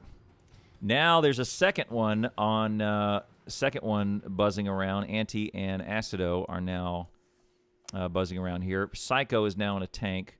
Juice or Stig is now in a tank. Is out there. Juice is in the base, doing some work. Need to hook up all that some power on those engine producers and get those electric engines going. Eiffel has not really left the base yet. That oil is still destroyed. Very interesting. They have no oil coming in. Maybe they don't notice. I mean, you would think if they notice, they would be on that like 10 minutes ago. Yeah. All right. Eiffel surely will see this. Yep. DDGamer's got it. Yep. He's going to fix it. Perfect. Yep. He's got to go find. Probably got to go back to the box and get the things. He's noticed it now. And this I think this really demonstrates well how important it is, like, to choose what you build, because, you know, SteelAxe's base, this little bootstrap base, is doing nearly 3 times the points as this larger base, but it's because they're building these much higher value items. Yeah. Constantly. 100%. And it's just huge. I mean, 3RA is in a bit of trouble here. I think their only hope at this point is just to like go into high gear with their PvP game, because that's where they can win. All right, I'm checking through the chats of the channels, see what the sentiment is here. More ammo for Anti, cannon shells, looking good. All right. Okay, Anti's coming up the right side of SteelAxe of 3Ray's base. He's put down some mines. You should probably put them out a little bit farther. Mm-hmm. Because that's about the rubber band range. Like, remember, they're not going to come in. Yeah, they're not going to go that close. Juice in a car, buzzing around the backside. It's like the scene in Star Trek II when they're both kind of buzzing around behind each other on opposite sides of the planet, and they're doing this business. They don't see each other yet. And Khan is giving chase to the Enterprise.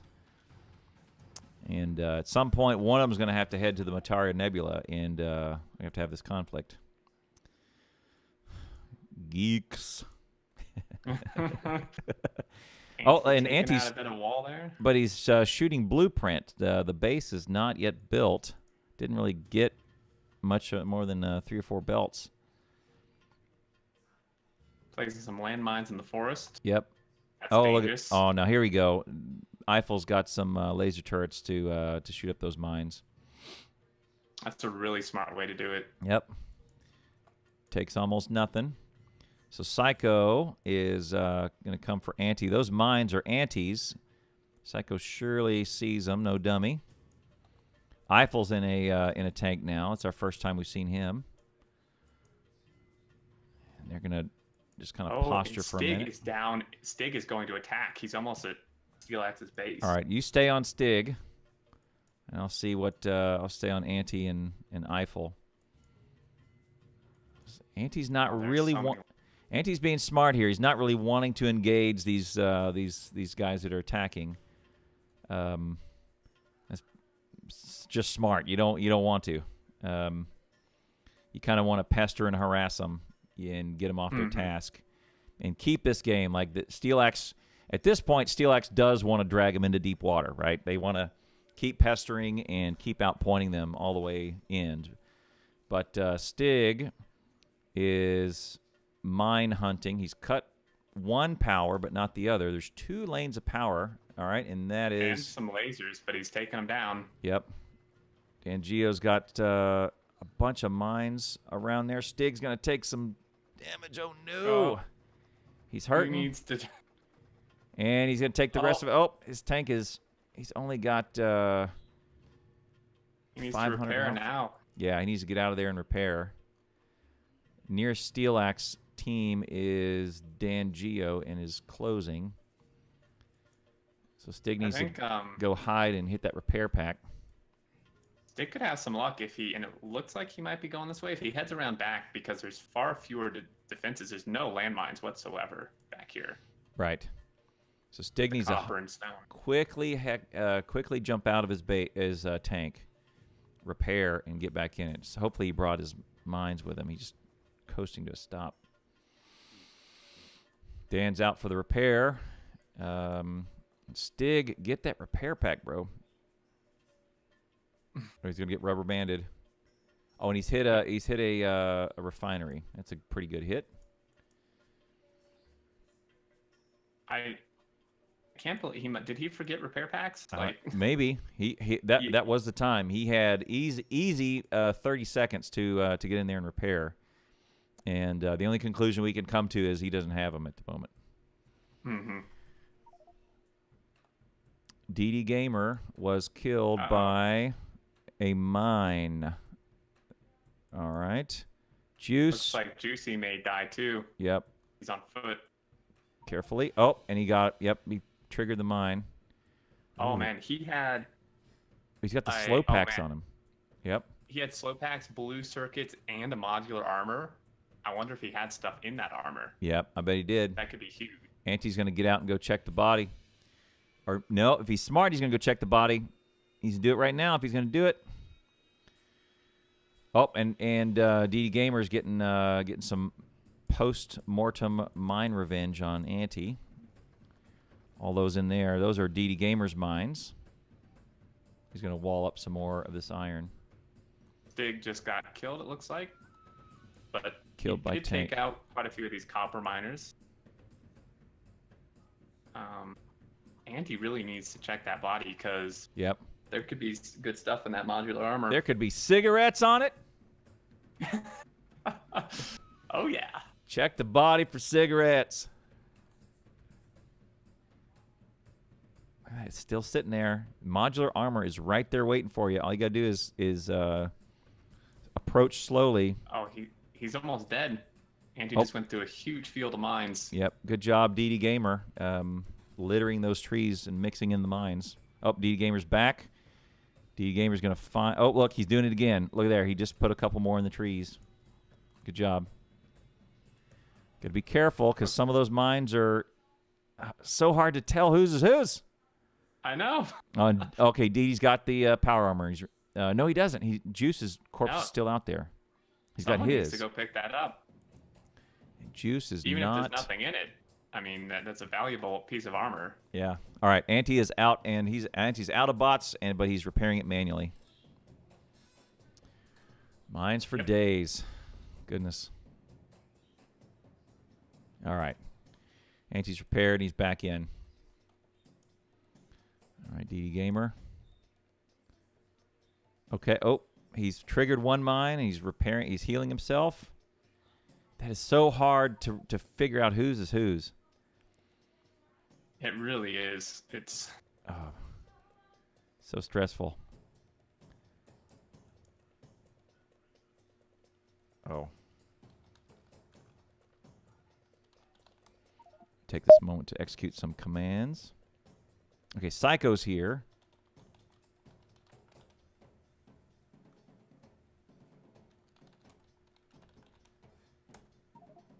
There.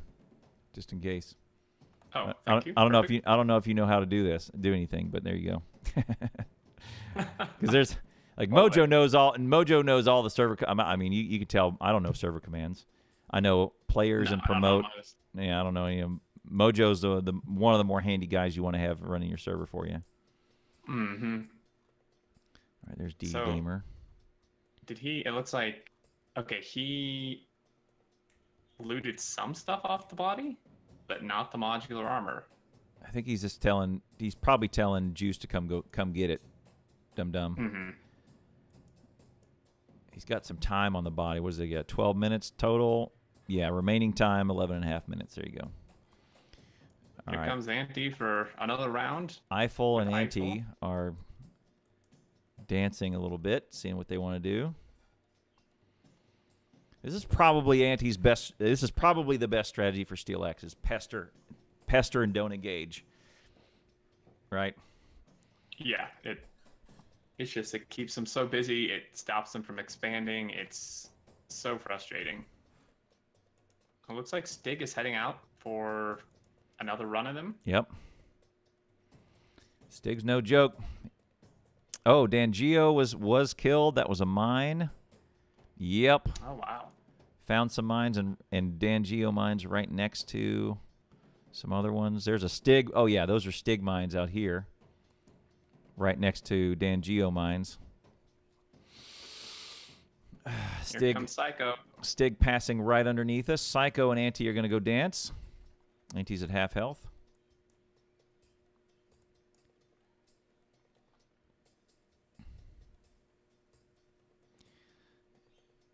And these gates are going to make Psycho divert, and he's going to lose Anti. Good job, Anti, by putting some barriers in between him and Psycho.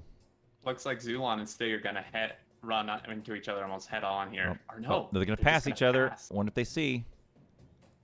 I don't think they do. Neither see each other. There you go. In that skirmish, I would probably favor Stig as being the more veteran of those two. This is probably a good thing for Zulan that Stig did not see him. And look, this tank is a good strategy at kind of crushing and clearing off this mine patch. This tank can be repaired pretty easily and pretty cheaply, and the tank is pretty damaging to wall and gate. So look there, just kind of rub up against it. Oh, he's putting one mine down. That's another good one. Put down a mine. It has some area splash damage and does some pretty heinous damage to everything around it. And Psycho's going to go repair. Clears it out easy. It's like Stig is almost there, and Acido is in a car approaching DRA as well. Yeah, Acido's nah. All right, Anti's going to go. Yeah, he's using mines to take care of the walls. There he goes. All right, now Psycho needs to get his stuff repaired while he's got a moment. Acido's coming north. Anti's going south. They look like they're going to try and converge. This one mine patch, this one iron patch is going to be mine patch. Freudian slip. This mine patch is going to be hotly contested. They're just going to keep throwing mines in there. Yeah, this wall does stop them a little bit, but can pretty easily just plow through it. Then you can aim two ways. They can aim for the belt, aim for the power. Would not be a bad idea to double route and do some big power poles to stretch across that little corner. Hopefully Stig brought repair packs this time. He's already almost dead. SteelAxe with a pretty commanding lead. And nearly double the points. And they're doing what, and the point rate still at this point, they're doing what they need to do, is pester, because they are, like, usually what we've seen is usually when it's a one-on-one duel, the 3RA guys have combat pretty handily mastered. And you don't really want to get in a tangle with them if you can. So Anti comes around and pesters and then runs away and pesters and runs away. I think like that's got to be the way. They don't get dragged into. It's like don't get dragged into a brawl when you're a faster and longer boxer. You don't want a street brawl. Oh, and there go the laser turrets. Zulan rubber banded into it. And took a few out. Oh, good job with Zulan. He did more damage to them than the lasers did to him. Oh, by far, yeah. Eiffel needs to pick those up and bug out. And looks like DanGio just killed, or no, Stig died to a landmine. Mm-hmm. So Anti just staying right out of rubber band range. Gonna go. No, Eiffel, it's not gonna do it. You're gonna lose more than you're gonna gain. Yeah, pick those up, go repair them. Quick. Oh, he's almost dead. Yep. Eiffel needs to run away from that exchange. And their radar is down. That's no good. Yeah, Eiffel needs to bug out. He's not gonna win that. He needs a tank and some upgraded shooters. I think that I think it's good that SteelAxe changed their strategy. I think based on the fact that it's now a 1v1, because if this had stayed, 3 teams or 4 teams, they would not be able to do this because yes, they can do this all day and not worry about their own base getting attacked more than just like one guy. But with more teams, this would just not work at all. Right. Rubber band, and then come on back, and he's taking out the turrets and the edges. I don't know that there's a ton of merit in what Zulan is doing. Probably he's shooting up the wall and shooting up the turrets on the edge, but probably those shells that he's using could be used better elsewhere. Maybe, I don't know.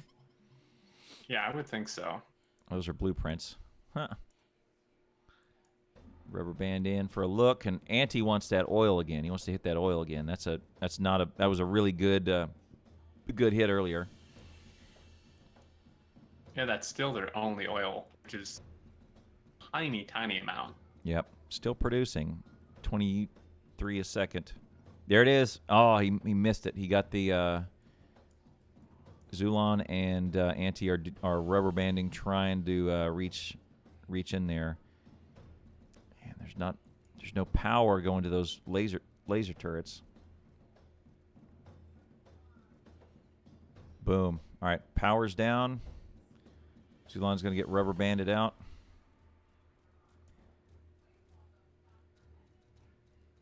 It looks like they're doing a bit of a snaky belt here from this iron patch with a wall of lasers. Yep. Try and secure this. Yep.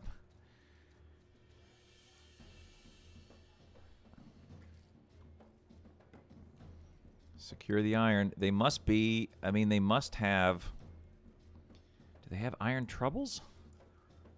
I guess. Where's that iron going? It's going all the way around. I guess it is feeding their second, oh, it's feeding steel. Yeah, the belt got destroyed along with the oil too now. Yep. Oh, there you go. Yep, they finally made it through. Psycho and Eiffel are replacing some mines. So Stig looks like he's going to make a run out to the other iron, or maybe all the way to their base. Put some pressure on him. DDDGamer and Juice securing the iron. Oh, one backwards belt is preventing. Juice needs to get down there and rotate this belt over. Yep. Yeah, look at that belt is going nowhere. Looks like they only got one side of mines too. Well, there you go. Definitely hurting. Hour 15 left. SteelAxe in a commanding lead, and all the action is taking place over in the 3RA base, not the SteelAxe base. So this bodes well for SteelAxe not being able to get on their feet not being able to get on their feet. You will have a hard time coming back. That's true. Yeah, this is a lot more one-sided than I expected it to be, honestly. 100%, man. And here's the thing, like 3RA, better at combat, right? Way more time in tanks than than SteelAxe does. Way more time in fighting other people in the open field and laying mines. Like and Zulan is through. Zulan's not gonna win this. He's done, and he's dropped. He's dropped some power armor. Power armor. Yay, there you go. Spoils of war. He got in and he found, power armor's gone. Take the good stuff. Here you go, Juice. Okay, that's a killer, is when you drop something good and now the other team has your stuff. It's like, well, you made an attack. Not only did you lose your tank, you're all the way back at your base, and you just gave the other team a technology that they did not have. Yeah. All right. Well, there you go. They got an hour 15 to go. So, I wonder what you think. At this point, I almost feel like 3RA's only option is all of them leave because their base will still do something while they're gone. So all of them leave, and they just have to go do as much damage as they can. Like this one guy going in and hitting a few things is not gonna get them where they need to be. Well, I would probably agree, but yeah, if it probably in the next 15 minutes, like with an hour left, they've got to really turn it up, and at least, I mean, at this point, if they reduce SteelAxe's score to 0, all right. So let's put some math to this. Let's go out to our handy Windows 10 calculator. So we'll call it 1850. So they have 1.7 million to overcome, and if they were, say, we'll call it, if they had a 30-point delta, still takes them 58 minutes. If they stop SteelAxe to 0, right, at 1 hour mark, they could cross the lead when time expires. That's a tall order.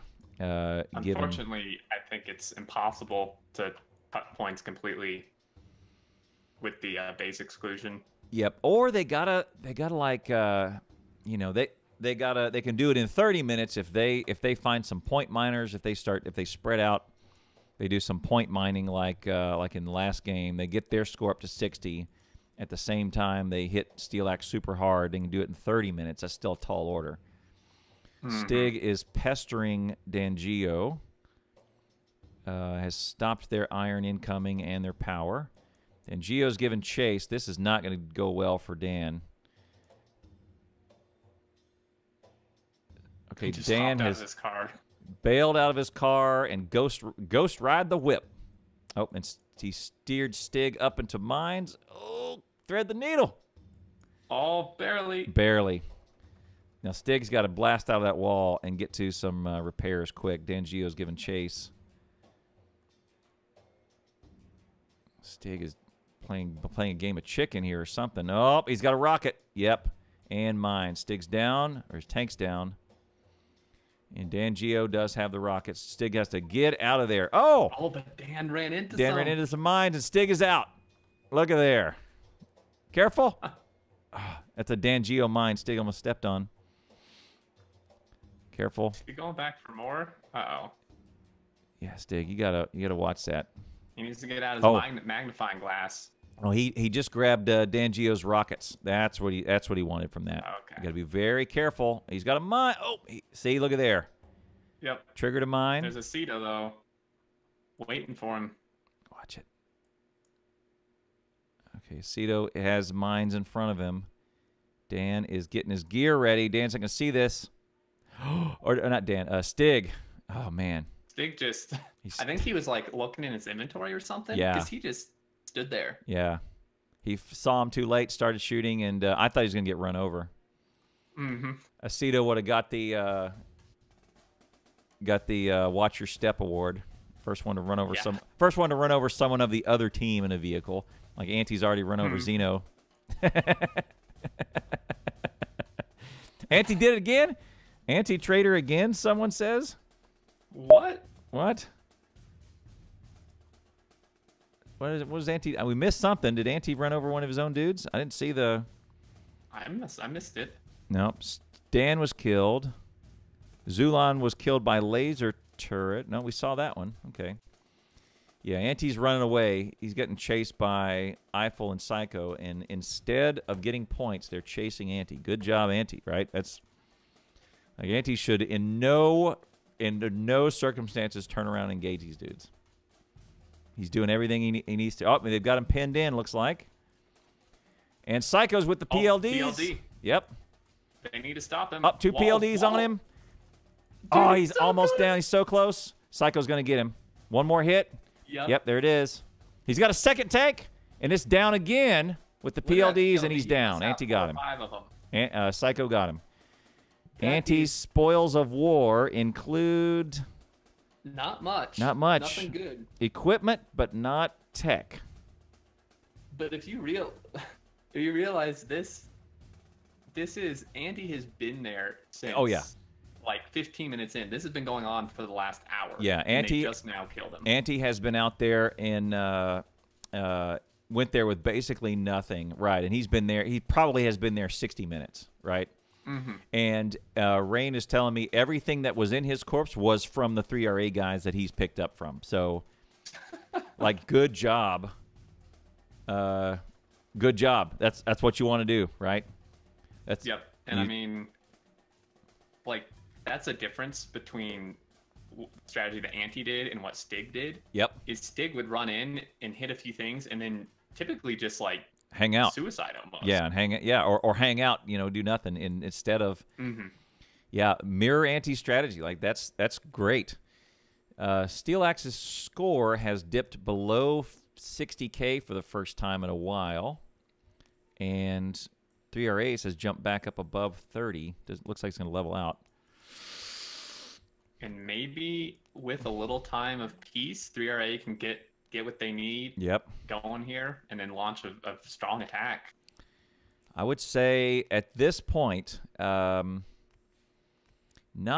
savagery, but probably most valuable player is Anti, because I mean, it's not, his behavior is not savage and deadly, but it is, you know, probably the best thing he can do to keep 3RA off his team is to get on 3RA and just run around out there and be a pain in the butt for 2 hours, right? And here he goes. I completely agree. And here he goes again, you know, and he's got another tank and he's run out there. I bet you he has no tech on him because he's not planning on coming back, you know? No, like this, I would definitely say MVP, because not only did he keep them distracted, is he actually killed them too. Mm-hmm. So yeah, he did some He damage. just did multiple. Yeah. Looks like Psycho may be heading out though. Yep. Towards their base. Psycho's a very good at combat. He's probably either, I would say him or Juice is probably their strongest one I've seen in combat. Although Juice wrecked Psycho's face last night, it was pretty good. Juice was on my team. That's the reason I know that. Is because I went up there and watched the combat, and Juice ran out ahead of me, and so I just went up there and watched. And I said, "Oh no, you're going to tangle with Psycho," and Juice wrecked him, so it was good. Nice. 3RA should give up. There is no give up. There's no resign. And the 3RA guys do not have a resignation mode. They will they will go right to the buzzer. Mm-hmm. We are coming up on 1 hour remaining.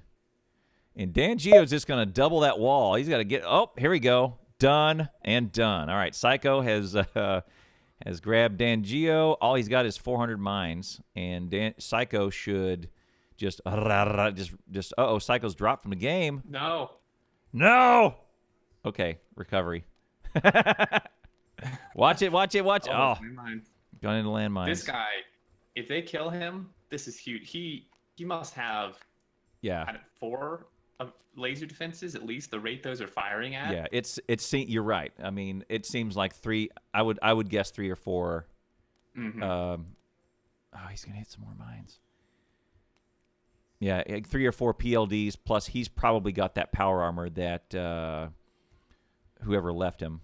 Anti is coming. Okay, Anti coming back. There's some mines that Acido. Okay, those are friendly mines for Anti. Watch it. Watch it. All right, Psycho needs to get out in that open field and get away from those mines because there's no friendly mines left back in there. Psycho's going to put up some defense. There you go. Get some space between you and Anti. Oh, he's got to repair his tank. No. He's going to repair it. Get in. Yep. If he can get close enough, he can shred Anti with those. With the PLDs. And that is half strength PLDs, folks. Like, that's what we're talking about. That's why they are what they are. All right, he's going to get out. Good job. Repair. Quick. You better be quick. And, yep, okay, he's got some points under him. And Xeno is down. Good job. Careful, he goes back in there. That's where all the bad stuff is. This is a really bad place for him to be. Yep. He's trapped in here. Psycho didn't have, or Xeno didn't have anything on him. He So needs to evacuate repair right now. Right now. Do Or not evacuate. lose those PLDs. That is by far their strongest weapon right now. Yep. Or yeah, right there now. I don't know why he doesn't. Yeah, he didn't have bots. He needs, if he had like 2 bots, 2 Constructo bots and a Roboport, he could easily repair that whole tank. Get up all the way there, Psycho. Anti's doing the same. Anti's out of his tank. They're both out of their tanks repairing. All right, Psycho's all the way up. He's getting that tank and move. He better like get What's in he now. doing? Get in now. What's he doing, man? Oh, and Anti Psycho, just is walked he, right like, through the mines. DCing? Get up. He's got in. Barely got in. Oh, if he just Charge Anti if he right just goes now. straight for This it. is bam. Anti's down, and his tank's down. There you go. Good job, he didn't have Psycho. anything, but Still, like, get him. still. Put him in the ground. Get him. Keep him pestering. Like, do the SteelAxe strategy of. Oh, he's looking at the corpse. That's why he's so close. Do the SteelAxe strategy. Throw some grenades. Clear some mines. Careful. Oh, this is too nerve-wracking. Psycho, oh, he lost it. Psycho needs to run. And he's going to hit a mine. He's going to hit a mine. No, he's not. No, he's he not. Made it. He made it. He has 74 health, and there's no fish. Oh, he's slowed. He's slowed Xeno. Go up. He slowed These are his own Xeno. landmines. Run. Xeno's down. Zulan is really doing this right yes. now? He is just. Yep. Psycho's going to run through the mines, and Zulan's going to get down. Zulan's going to get hurt. Zulan doesn't look like he had tank shells. Psycho should have just ran towards him because he could have killed that tank. Probably. Before Psycho ran him over. Probably this is what Psycho's learning is what weapon does he have? What weapon does he have, right? Yeah. Why is now, he going in? I could have sworn that PLDs shot mines. No. Was that changed? No, they don't. So he's taking he's using laser turrets to draw laser turret fire. Oh, and there's there's rockets man. in game. Those rockets are dangerous. So Psycho is by far doing the most, causing the most chaos. Oh, he's down. No. Dang. And he's dropped the PLDs. He had 2 power armors. 2 power armors, yep. And Zulan's got to know they've got him. They've got him again. All right, strong candidate for gangster. Psycho causing that much chaos. Good job, man. Yep. Well done. Man down. Yep. Meanwhile, Stig was taking out all their oil. Yep, Stig has run chaos on their oil. Xeno was killed by a mine, a stray mine. They're not going to get all those mines up for a long time. No. Good job, Psycho. That was good. You lost the PLDs, but wow, good job. That's good job, but I don't know, man. I mean, I don't know if that's worth losing the PLDs because it's not going to turn the tide, right? You're right. It's not going to turn the tide, but that is what they need to do, right? That is that's exactly what they need to be doing at this moment is pestering and causing chaos and doing what. Oh, Stig's down. He had tanks in a mine, and Stig's going to be down here in a minute. If either direction he goes, he's gonna hit a mine. Yep, there he goes. He's down. Lost some modular armor. He had some solid fuel on him for his tank. But the good news is the oil is down. The oil supply is down. I don't know how much they would have had stored. Let me follow the chain and see what their storage was. Oh, look at that. Yeah. So if you go to the northeast corner of SteelAxe's base, they just have so many tanks worth of crude. It's not going to really affect them. They have in-game oil. They're good. Oh, yeah. Yeah, they're good. Good job. So, but that strategy, that is what Psycho needed to do, is just keep killing and keep pestering and keep destroying and keep 4 or 5 of them busy, maybe while one of his other buddies goes and starts to clean out the rest of their base. And but that's exactly right. Acido is in Acido or is it Acido? It's in a car pestering. Yep. 40K. They've broken. I just saw 3RA breaking 40K a minute, so they're closing. But at this point, SteelAxe score needs to go to 0 for them to have a shot. Coming up on 1 hour left. And I'll make an announcement here as soon as it crosses. Do a shout.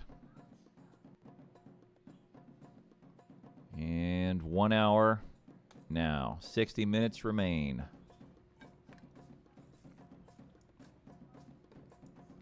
In this case, I think the 2.5 hours is going to be perfect. Just in feeling it, right? You know, if it's a close battle and there's some stuff just about to happen, I mean, they could probably vote in another 30 minutes and bring it back up to 3 hours. But DDGamer found a mine up near the stone. Yep. He found a string of mines. Acido is going to loot the body, get that slow capsule. Leaving the slow capsule? Wow. All right, Acido. And Psycho is back. I wonder if he has another set of PLDs. He's back already. Yep. His tank. And he had placed walls there, and I don't think SteelAxe noticed, so now he can just pick up his own walls and enter. Which is hilarious. Yeah. Yeah. Yeah, walls aren't colored, right? Yeah, so... They don't have a team color. He's just got to be careful. Look, he's going to go get his body, but there's nothing there for him. He's get the fuel, a few other things, but he knows that they have the PLDs now. Right. Should at least try to cut off this iron or something while he's here. Careful the mines. Lasers, not super effective on the tank. Not too much. PLDs on the tank, amazing. Giant laser turrets on the tank, yeah, okay. Yeah, not so much. All right, he's out of his tank and repairing. No one really pursuing. Maybe Zulan's going to come out. He's got some time. If he can just... He just needs to hit a power pole or two. Yeah. Yeah, I think that's what he's searching for. Is he realizes there's no ways in that way, and he's got to find the power. Yep, and he's got it. All right, power's down on that side, and now he needs to take out some of the laser turrets and the mines. His tanks are hurt. Here comes Xeno. His tank is half health, a little under it. Xeno's going to put some additional mines down. Psycho's not going to have any of this. Look at this. Boom. He's backing up into mines, though. Yep. Oh, and he put down some additional mines. Xeno sees it. Zulan doesn't. Going to take some damage. Zulan curved into 6 of them. And Psycho... Oh, Psycho picked up his tank and then... Or no, did Psycho's tank die? Oh, he must have. Those were... Yeah, landmines. Yep. Not as... There's 500 mines on Psycho's corpse. They need to pick those up and just place them.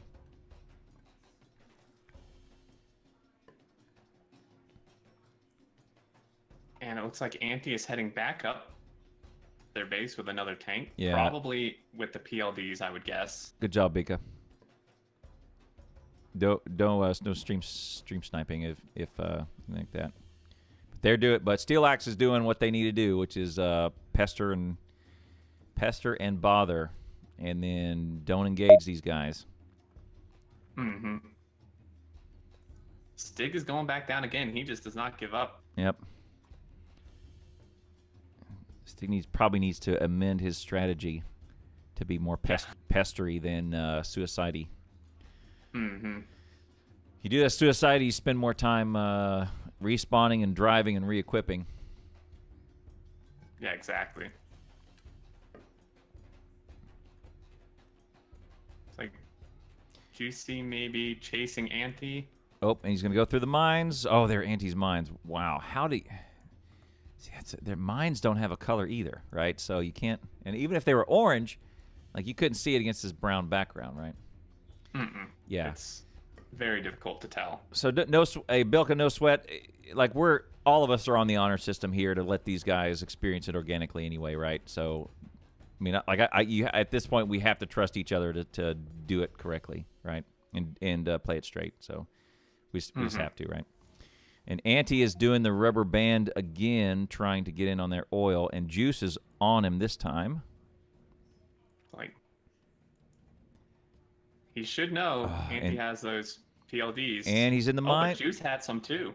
Yep, he's got Anti hit a bunch of mines. His tank is down to 4 health. He's down, and now Anti's got to hustle because if Anti does have the PLDs, they got to know they're on him.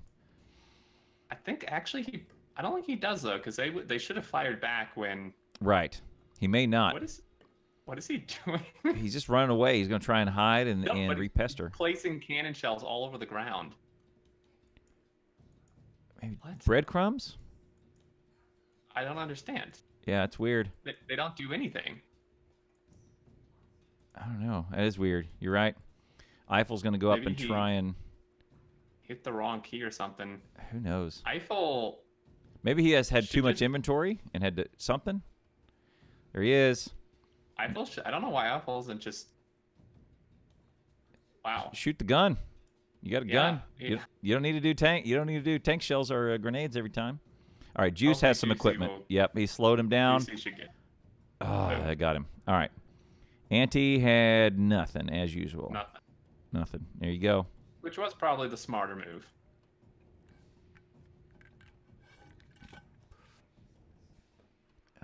Oh yeah. So maybe he's just trying to ditch the shell so they don't pick him up off his body. It might be the. I mean, they can. Look how hard they are. Can't pick him. Look how hard they are to see. It just says item on ground. It doesn't say owner, so they can probably go pick him up. Psycho's down. Landmine, I think. Stig is in the mix and is hitting the corner. He's not going to get far because he's got 3 on him and laser turrets. He's got to get out of there now. Oh, he just killed DanGio, though. And Stig has... He's going to make it unless... Whose mines are those? Those are Acido's... Oh, Acido's mines. Stig's on foot. Does he have another tank? Not, he better start running. Yep. He's going to face up Zulan. And Zulan's got rockets, though. Boom, 1 hit. Double hit. Got him. Modular armor only, and... Yep. There goes Xeno just spraying mines everywhere. Good job, SteelAxe. Yeah. Crushing it. Yep. So double 2.2 million split. The gap is close to less than 10K. But they need, what do they need? 22. And that's divided by... So they need a gap of 40K per minute to catch them, if they're going to catch them. And yep. So they've got to reduce SteelAxe to 0 and keep going. Now. To keep going. So I guess. I think, all right. So what's the odds that Anti gets up there and picks up those cannon shells? I doubt it. Yeah. Like that. Okay, right here. This is why AntiElitz is arguably the greatest of all time. Like, no one would have thought about what's the most valuable thing I have on me. These cannon shells, right? Yeah, if I die, they're gonna 100% find them. If I run and drop the individual items on the ground, they have a 30% chance of finding them because they're hard to see. So let's do that, right? Like, I mean, that's who would think of that? Who would think of that? Nobody. Like that's why he's the greatest of all time. I would say, like, arguably the greatest player of all time. Yeah, he just thinks of everything that no one's thought of before. No, it's because not only so he's not the greatest of all time because of that, because he's had the speed run records for probably 3 of the last 5 years Factorio has been released, right? He's one of the deadliest players here. He thinks of every new strategy in these PvP events. Like, he's probably not the fastest player because that record at the moment is held by Rain9441. He doesn't have any records at the moment. But, like, look, body of work. Body of work, probably the greatest. No slight to Rain9441. Shout out. Let me shout out this guy because he's probably feeling slighted. Like, look, best driver ever, does not miss a power pole ever, right? But who would think of that in that moment? Who would have had every time he plays in one of these, he has a new strategy. Yep. The fact that he just ran. Yep. The fact that he ran over his own teammate is probably because he was slowing him down. Yeah, exactly. That's what I say. You know, it's punishment. He messed up and. Oh man. Okay, so Juice is now next to. This is something we have not seen. I don't think Juice has really made out of the base a ton, but Juice is now in the northeast corner of SteelAxe, repairing his tank, his second tank. And I think this could just be my opinion, but I think this goes to show that even the changes that the devs made to the landmines a while ago are still not sufficient. I agree. To make them not overpowered, because you see every single one of these players is still just plowing over them because they're so hard to see. I mean, they might as well still be invisible. Right. I would. I think, right. Yeah. My suggestion. You're correct. You're correct. My suggestion was radar reveals them 100% 100% opaque, right? Mm-hmm. So that if they're near, at least if they're near your base, you will see a radar will reveal them 100% clear, right? Yeah. And in that way, you can at least defend your base a little bit better or your outposts a little bit better, as long as you focus on radars, which inherently do come with some cost, right? They are a pretty big power drain, right? So having 1 million radars on you is not, and having 1 million radars down, it's not without its own cost, right? They have a limited range, you know. I think that would have been a great addition as well, right? Yeah, I definitely agree. Would make it much more, I think, defensible against them. I mean, like right here, he just plows straight through them. Yep, Juice. You can't see them. Yeah, Juice is centered around. He's got mines due north of him within 3 blocks, and due south of him within 5 blocks. And like, it's so hard to see. He's going to pick that up and do a new. Oh, he's putting his tank down on a mine. I think that was an accident. Yeah. Xeno is the closest one to him. Seems to be ignoring Juice up there. And Stig, I don't know if they have a radar. Oh, they don't have a radar. Oh, they do have a radar. They should be just out of range. I think it goes to about right there. All right, Juice is retreating slowly. He's going to try and see. Now he's going to start hunting, mine hunting. He's still going to take a couple of them. It's got to be so hard to see for him. Yeah. I mean, at this point, your best bet is what he's doing is just throw grenades in front of you regardless. Oh, and Stig has hit a... Oh, Stig and Acido are in a tangle. Yeah, they've got to know there's so many mines in front of them, so Stig is staying put. 94 health out of 2,000 is Stig's tank, so Stig probably shouldn't do a ton of moving. Here it is. So Juice has cleared him out. They got to move. Stig's going to go down. Stig's dead. Oh, he swapped out his tank. No, he repaired it. Or he swapped it out or repaired it. And he just hit 6 mines, and he's done. And now... Oh, he's next to Juice's mines. Oh, Acido's... Zulan must have taken the lasers. Acido just wrecked his own car. He grenaded at Xeno. Oh, my goodness. Oh. Man, but now they have a second set of PLDs. Yep. They probably have PLDs. I mean, the first set of PLDs they made, right? They probably have some that they can make anytime. But now they just didn't have. They took one they didn't have to make themselves. Mm-hmm. So laser turrets they've got in their bag. 56 laser turrets in the box. They've got 132 boards and blue circuits, and then those are the 2. What else does the PLD take? Is that it? It takes electric engines, I believe. Okay, look at these Factorio veterans. Personal, laser. All right, wiki. Click, steel. Okay, yeah, steel. I knew it wasn't. Steel. Yeah, so they can make a bunch more PLDs if they need. It's probably the power source and the solar panels that they're limited on. More than anything else. All right, 2 teams are back in their own base, except for Anti, who is hanging out there pestering. Oh, did we miss? Okay, the cannon shells are still there. Anti's still not. No one has touched his little cup and saucer arrangement on the coal. 3 Array can take their production to 0. Probably not.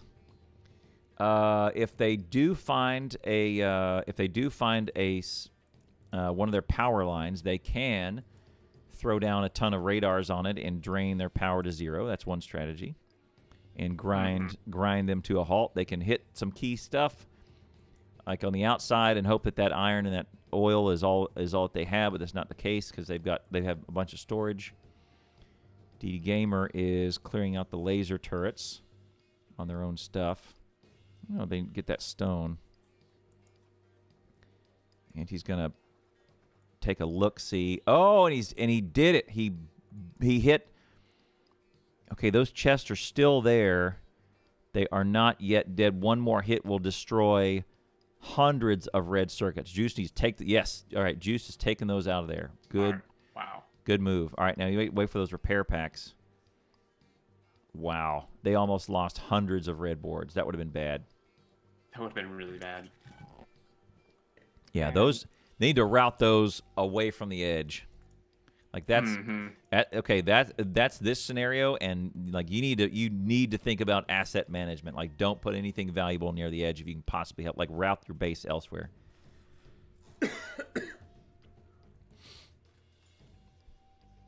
Yeah, definitely. And I am going to take a quick little break here for just a minute or two. Right on. Go for it. Bathroom. All right. All right. Let's see. Anti's still just circling and pestering. The oil is back up. He went right past that. He may be on a collision course with Eiffel, who is planting all kinds of mines in the trees. Eiffel's not going to see him. Extreme needs food. He may be removing food.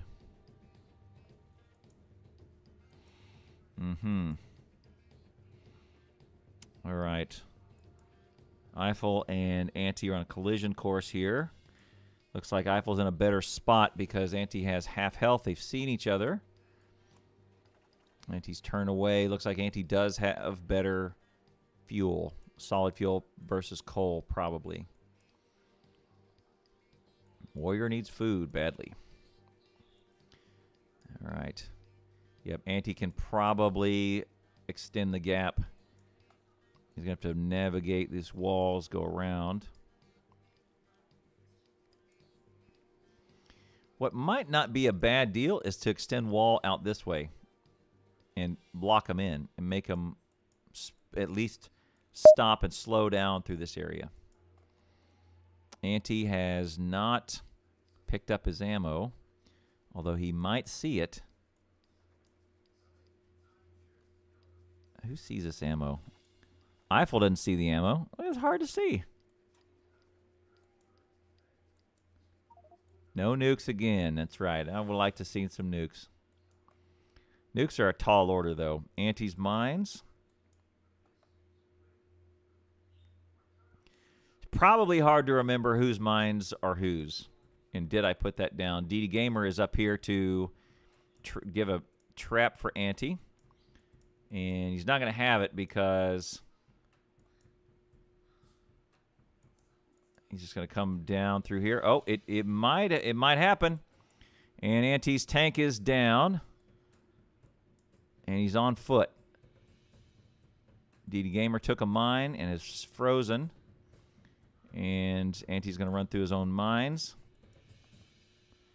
Pretty good. He's got them pinned in. He's got them. He's got them at least defended because they're kind of scared to run around with mines. But Eiffel's got his tank repaired.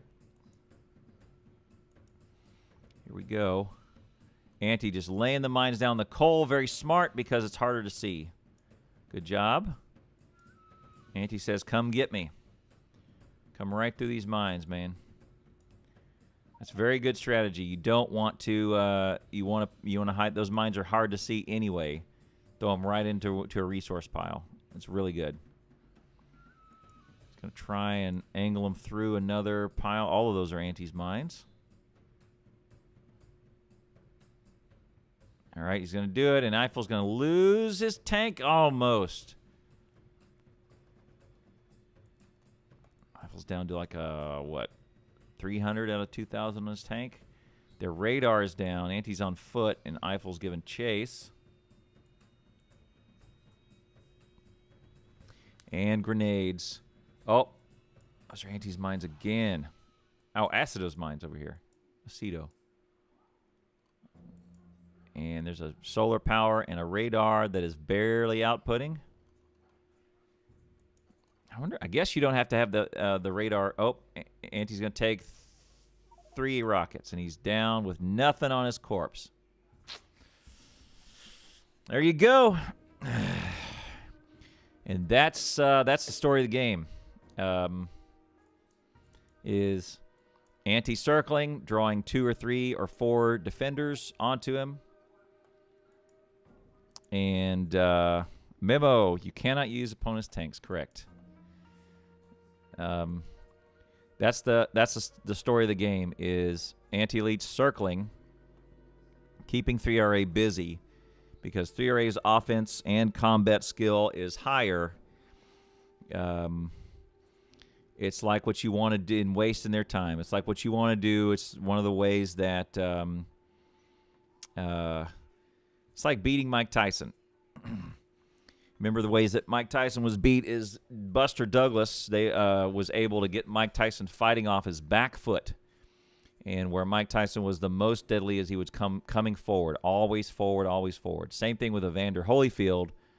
Evander Holyfield was able to not be there when Mike Tyson came forward and dodge, or a couple times he charged Mike and actually headbutted him. Like Evander's known for his headbutts. Power pole. Xeno is doing his thing. Zulan is also putting up. Oh, looky here. Jackpot. Oil point miner. He's going to go for it and put the nail in the coffin. 2.4 million separates the two. They're close within 13K. Won't help, but got a radar and solar panels. Zulan's going to go get back, go get some more equipment. Evander Holyfield was able to get Mike Tyson fighting off his back foot because they would collide a bunch of times, and Mike Tyson was scared at some point to come forward because they were knocking heads the whole time, and Evander's head is so hard. So anyway, point is, the 2 best ways to knock off Mike Tyson in their prime is to get where Mike Tyson's strategy of always coming forward is not effective. And the comparison here to 3RA is that their biggest strength is always offense, coming forward and smashing and pestering and combat. And the way to take them out of their combat strategy is to, 1, outpoint them with base, and 2, take the fight to them and get them fighting on their back foot. There you go. And by the way, well done for with SteelAxe and Anti and company, and Zulan for recognizing that. I don't see any other. Let me run. Oh, it's just a radar or 2. Don't see any other blueprints out here like I see Zulan's down here. None over there. The ones you want to watch here for the point mining is copper. If my memory's correct, you get 3.1 points per iron ore. That's dense. 3.1 point per iron ore scooped up, and 3.8 for copper. So if you have 40 miners and 40 miners and 40 chests, and you have an iron ore spot right next to a copper ore spot, put it on the copper. It's more points. Let's go check. Acido is up here doing his radars. He's run over his own radar. All right, we'll check back him in a minute. Anti's working his way up in a car this time. Stig is accepting one mine at a time. There you go.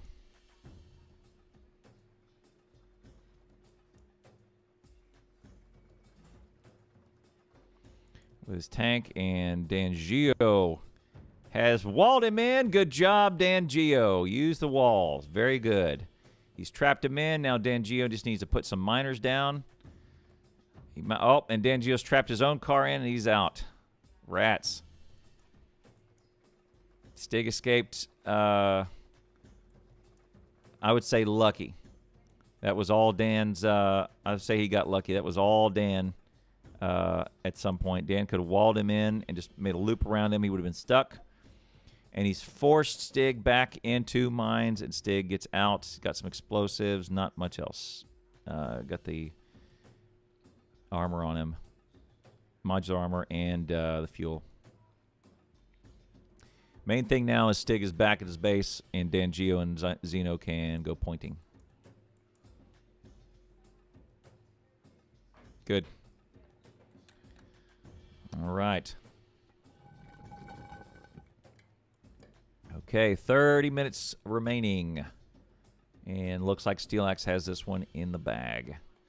Now, this one is not one of the ones that we do where there's 4 ways to win. There's no last-minute ditch effort to go kill a launch, a rocket silo. There's also no point goal here, a total score. It's just be the if you launch a rocket, you don't win. Also, and also just there's no point total. So you just the only way to win is to be the highest score when time runs out. And I hear clinking of dishes, which means Exterminator is back with food. Most important thing. All right. So it looks like things are mostly where they left off. Yeah, Anti's still pestering. He Stig went down there and died to mines. Same thing. And Juice is now chasing Anti, who has now a wounded tank. Juice kind of wants to send him back, but even if you do send Anti back, not a ton of good it does you other than sending him back, right? Because you're still off your own task, and Anti, you're not going to get a ton of spoils of war. Anti doesn't have anything on him. Just takes out their baseline, what he needs, and lives off his victories out there. Just grabbing the equipment off of corpses that he wins. So, all right, yeah, they're he's gonna just being a pest. Yep. Xeno, nobody. See, there's a difference. Is there's then if you look at the time where someone from SteelAxe was on 3RA's base. Oh, PLDs. Oh, and the combat bots. Juice put out some combat bots. Oh, man. And which we have not seen, but he's also got PLDs, and Anti's tank is very low, 181 health. And probably if he gets anywhere near Juice, he's going to go down. Mm-hmm. All right. Gun turret damage. And their points are going to drop because of science, I think. They were at 60K. I don't know if it's worth doing science at this point. Oh, and he's got him. Oh. Juice is going to... Yeah, there you go. Now he's got him. He's got him in the car. And there's no fuel. He's got to circle around before he gets fuel in the car. Oh no, he's. Oh, he dead. died. Oh, he His died body's like on the car. on the car. I thought he was in the car. Oh, there you go. I Okay. did too for a second. Nothing in the tank. Take the fuel out of the tank. He's got the distractor bots. Oh, distractors. Okay. And go ahead and kill the car. Just make sure. Well, there you go. Driving Miss Daisy. All right. Well, Juice has cleared the pest, but Juice won. But the question is, won what? One Not piece. much, Yeah, one unfortunately. piece for a few minutes. Now, this is super interesting. Look at what Xeno and Zulan are doing. Yes. So down in the this is Ultimate Point Miner right here. Is they did this? So by the way, if you didn't see this, they did this in Blue Circuit 2. Really? Okay. Yes. And the good what? Anti is spawn trapped. Oh, they got landfill. What? All right.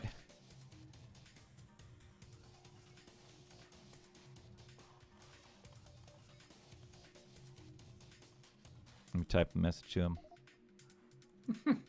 There you go.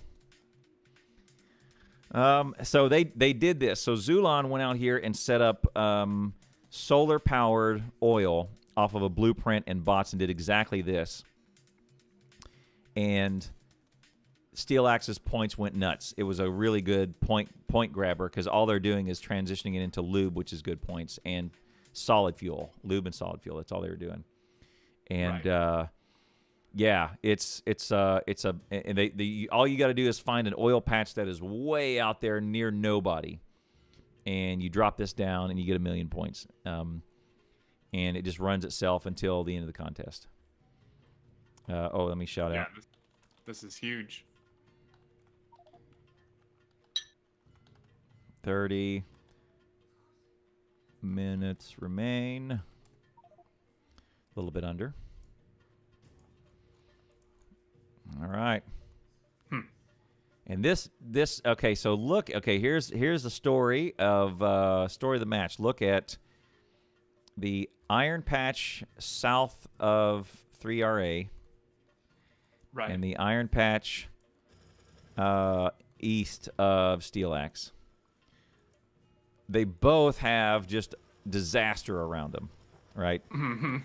But one of them is running and has been running for 2 hours, and the other one has not, right? Yep. There you go. And probably the wall that Anti put up there and kind of trapped him in and slowed him down with probably set the tone for the whole match, right? Oh, and they're going to exchange rockets. DDGamer and DanGio are skirmishing outside of this iron. Yep, Dan looks a bit low, but Yeah, looks like DD has more armor than Dan. Didn't take near as much damage from that rocket, and SteelAxe's rockets are buffed. Like they have more. They have a couple of research levels into their rocket damage, if I recall. Yeah. It's like Anti is heading out yet again. Not surprising. Yep, and he's right underneath us right now. Xeno is the closer of the two. They're going to have 3 SteelAxes over if they're managed to... uh-oh. And Dan has lost his tank. Oh, no. And has had enough of the mines. So he's just going to... in the forest. So he's just going to clear that. And there's no... Okay. DD's chasing him if he can hit one of these slows. Yep. Can get him. But who knows what Dan does or does not have in his... Oh. See, DD needed one more rocket. They're going to exchange. They're both going Kill each down. other. Yep. Yep. Here's the good news is that DD's closer to getting his body back. So Dan, and here's the thing. Dan had nothing on his body except for some rockets, so we'll take that. But DD had a ton of stuff. So DD needs to get over there and get it before Xeno is able to race in there and grab. And Xeno's going for his car. Or no. Stig is up there, though. Maybe Stig's going to go defend the corpse for a minute. Yep. Stig's going to go. Yeah, looks like it. Going to go grab the stuff off of it. Yep. So at least it's Gonna live. take another run at this stuff. Yep. And just circle and pester.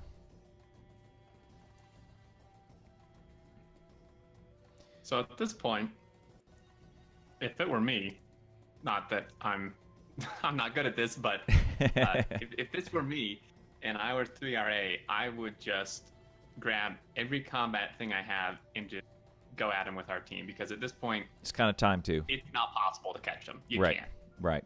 So you might as well just go all out and see what you can do to their base. Yep. Just for the heck of it. And try and get it to where you can get around the side. Mm-hmm. Maybe too little, too late, because if you look around the mines for, or you look around the edges, it is now crazy mined up all the way to the wall. There's wall coming. There's wall coming out of. What do we do? No, Juice was probably. Oh, he got out of his tank and blew a mine up. And Juice has some. Oh, Juice has some power armor on him. Probably some They PLDs better in there. run and get that. Yep. If Anti's smart, he will double back and make just a beeline. Oh, Juice is going to get it before Anti does. Yeah. Right. So Anti may not have known that that where Juice was when he died, because he was a little far away. May not have seen it. Right. Get that power armor. There you go, buddy. Psycho's in a car. He was in a blew that car, up. and DD's damaging his tank. Well, the 3RA are getting some of their getting some payback from the last round for sure. Oh yeah, big time. They were miners and pesterers the whole game in Blue Circuit 1 or 2, Blue Circuit 2. Yeah. And they got it turned on them. They finally they have struggled to keep this iron patch running. Wow. Good job. Yeah, major. I think yeah, I mean, I would think they would just want to grab all their bots, all their laser defenses, and just charge. And see what they can do. Yeah, they have 22 minutes remain. All right. How much would a riot would I cause to say, hey, shout out and say, hey, I'm gonna bump the contest another 30 minutes so we can go the full 3 hours. They would. I think both teams Honestly, would riot, and we would. Blue Circuit 4 canceled. Yep. The thing is, I don't even think that would make a difference. Oh no, it wouldn't. It wouldn't. It wouldn't. Now, what would really cause a riot and make a difference is if, and I don't think you can. Maybe you can do this if you just, all right, guys, base exclusion is turned off now. Yeah. I mean, they still wouldn't win, but you know. Yeah. They could at least charge in and blow up their base. It would be cool, but it would be cruel. That's true. Mm-hmm. But good job. I mean, like SteelAxe, this is a good job. Like SteelAxe is kind of known for being excellent strategists and having and coming up with, like, they've probably pushed the Anti and the SteelAxe guys have probably pushed the Factorio innovation forward so much with all the strategies they do for speed runs and all that business. Like that's their game, is new strategies and kind of pushing the envelope forward, right? And evolution of the game. And like today, that's what they did. I mean, they weren't gonna win. They weren't going to win a brawl with 3RA. So they said, okay, well, how do we get out of a get out of a brawl with 3RA? And this is how they do it. So Anti is being surrounded going through the forest here. All 4 members of 3RA are trying to get to Anti, and they are not doing what they need to do. They're going after Anti, who is mining up the forest. And so, like that, this is a great metaphor for the game and how this game went. Right? They're trudging through the swamp and hurting themselves to try and get Anti. And look at there, look at Eiffel, just damaged all of his tank to try and get it. Yeah, and Anti escapes and moves on. Yep, and then he's just going to do another hit and run. Do another lap. And circle. Psycho was killed by a tank. By tank? Where was Psycho? I think Juicy ran him over. Yeah, he did. I think so, because Andy wasn't there. Nobody was there. Whoops. Heresy. Oh man. You can't give him a few nukes, both in the chest. Oh, we could put a few nukes in the middle. That'd be kind of fun. But then it's not the contest. Yep, and they distracted at least 3. Like I mean, yeah, they've Anti was not going to win a brawl with Anti and SteelAxe were not going to win a brawl with 3RA, so they had to drag 3RA through the swamp, make them pay for everything that they had to do, and pester and distract and then outpoint them. So we got to see a speed run. We got to see run straight up to bots, and we got to see them do their strategy. And look at their points. Their points have climbed up over 80, which means that this base is now operational down here. The point miner, the oil point miner. Yep. Zulan putting down a second one. Look at there. He's gonna go do a second one. Just adding insult to injury. Well, that's what Zulan did last time, and I want to say the scores last time were similar, 5 million and 6 million. I could look that up. Let me go to my other Imager album. Imager's been super handy for me to catalog these events. Oh yeah, I bet. At the very end, team score. Oh, this is the experimental one. Hang on, let's go back to Blue 4 or Blue 2. Yes, April 14th. Psycho died. Let's go. Dan and let's go in some action going on. Stig is out of power. Got some coal. DD can't keep up with Dan and his cars. Drop some mines, and the mines aren't mining fast enough. He's got a combat robot. Dan's out maneuvering. Acido is standing still. Juice. Oh, and DDDGamer just died. To mines. To mines. Dropped a car and some lasers, some mines. Nothing huge. And Geo just died too. Yep. Right, probably mines. Acido 2 also mines. Yep. Yep. All his mines. They're in territory. Anti just evaded Juice. He was right on their tail, and Juice is not going to give him up. All right. Anti's like, oh man, I'm glad I didn't participate in this. Yeah. Probably something would have gone through my window at this point. Oh man. I mean, I definitely, I think MVP for Anti for sure.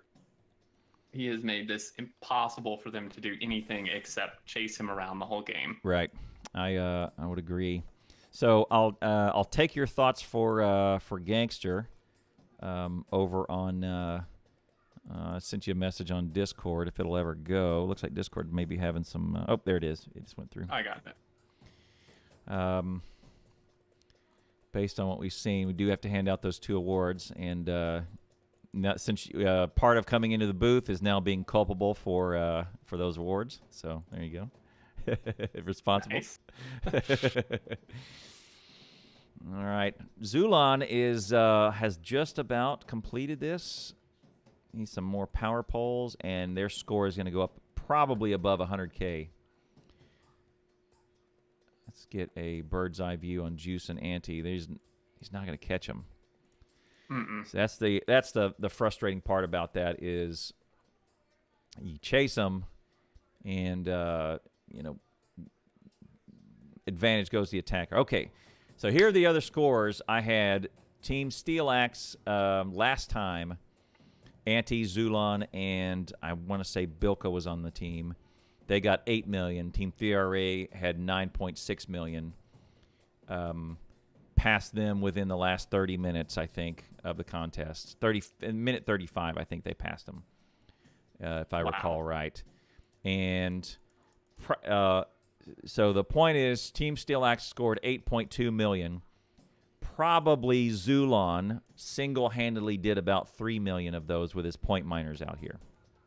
Yeah. And easily one of those was that, and was these oil-based ones. Most of them were the copper point miners.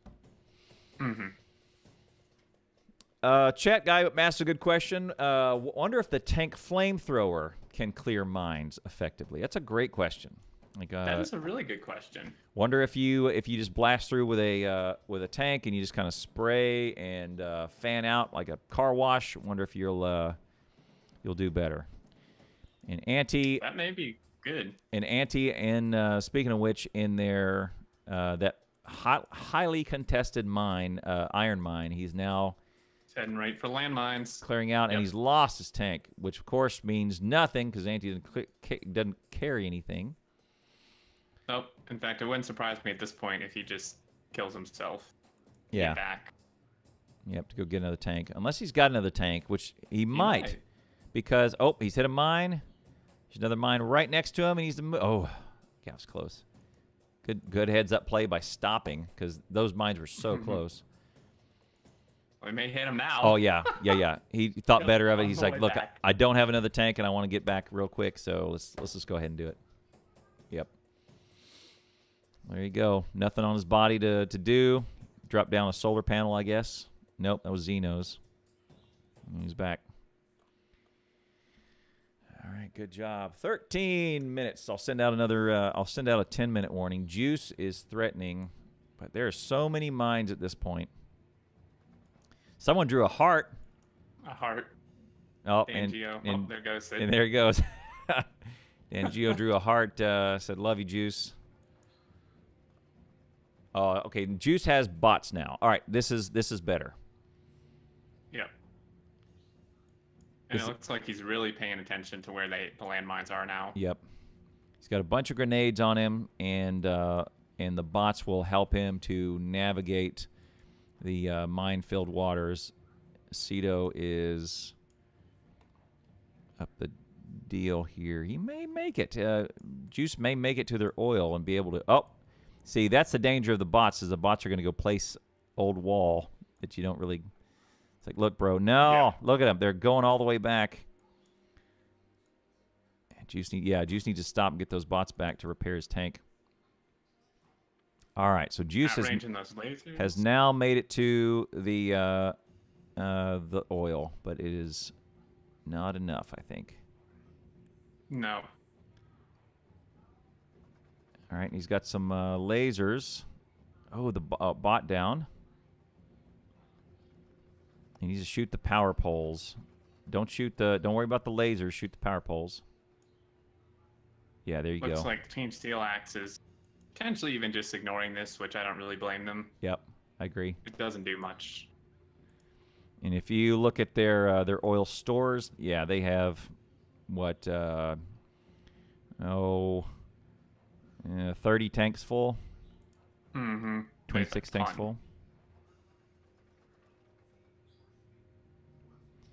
Yep, oil down. Good job, Juice. But now he's got to be confused, saying, okay, why do they still have 90K? And now he's got to know that, okay, they have some point miners somewhere. Yep, if only he'd found those other oil ones. Yep, and Juice needs to stop using the shells and use grenades if he can. DanGio killed by tank. Who ran him over? Did DD run him over? Maybe. Yeah, that would be my guess. All right, Juice, come on. See if we can get some action here and have a Juice. This may be the most damage that 3RA has done to a SteelAxe base in the game. And Juice is gonna be very cautious about all these miners or these mines. Xeno is gonna come out and put some mines down, but nothing happening. Nope, he can't do too much. Xeno. I think Juicy has laser defenses. He's got to Or assume. he'll just shoot him. Yeah, you got to assume he does. You got to assume Juice has some PLDs. Yeah, 10-minute mark.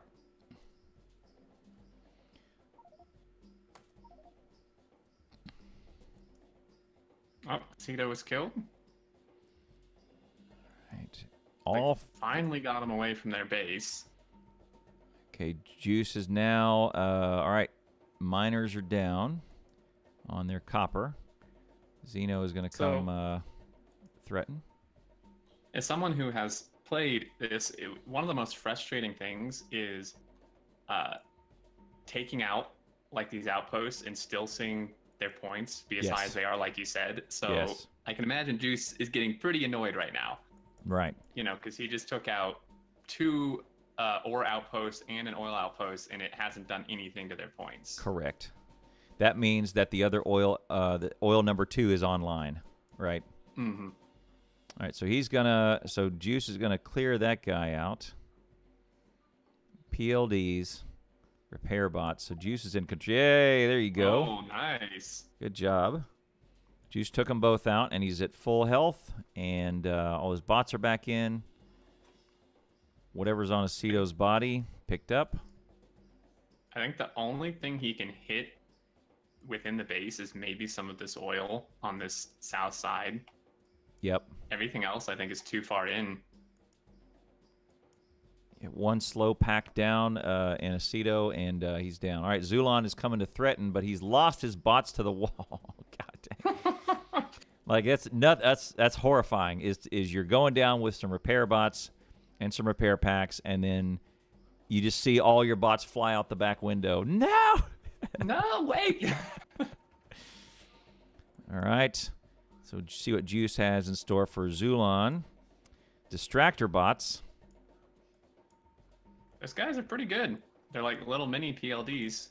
Yeah. Oh, these landmines. Oh, no. Juice. Oh, and Juice has lost his tank. His PLDs. Oh, he's got a second tank. I got another tank.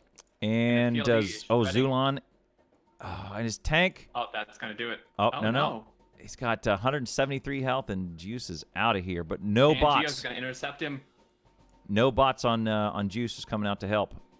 DanGio's Dude, DanGio was so close to intercepting him. down. So Juice is out of bots. Maybe not out of repair packs.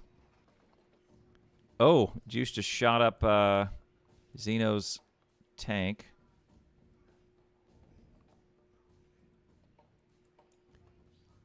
Yeah.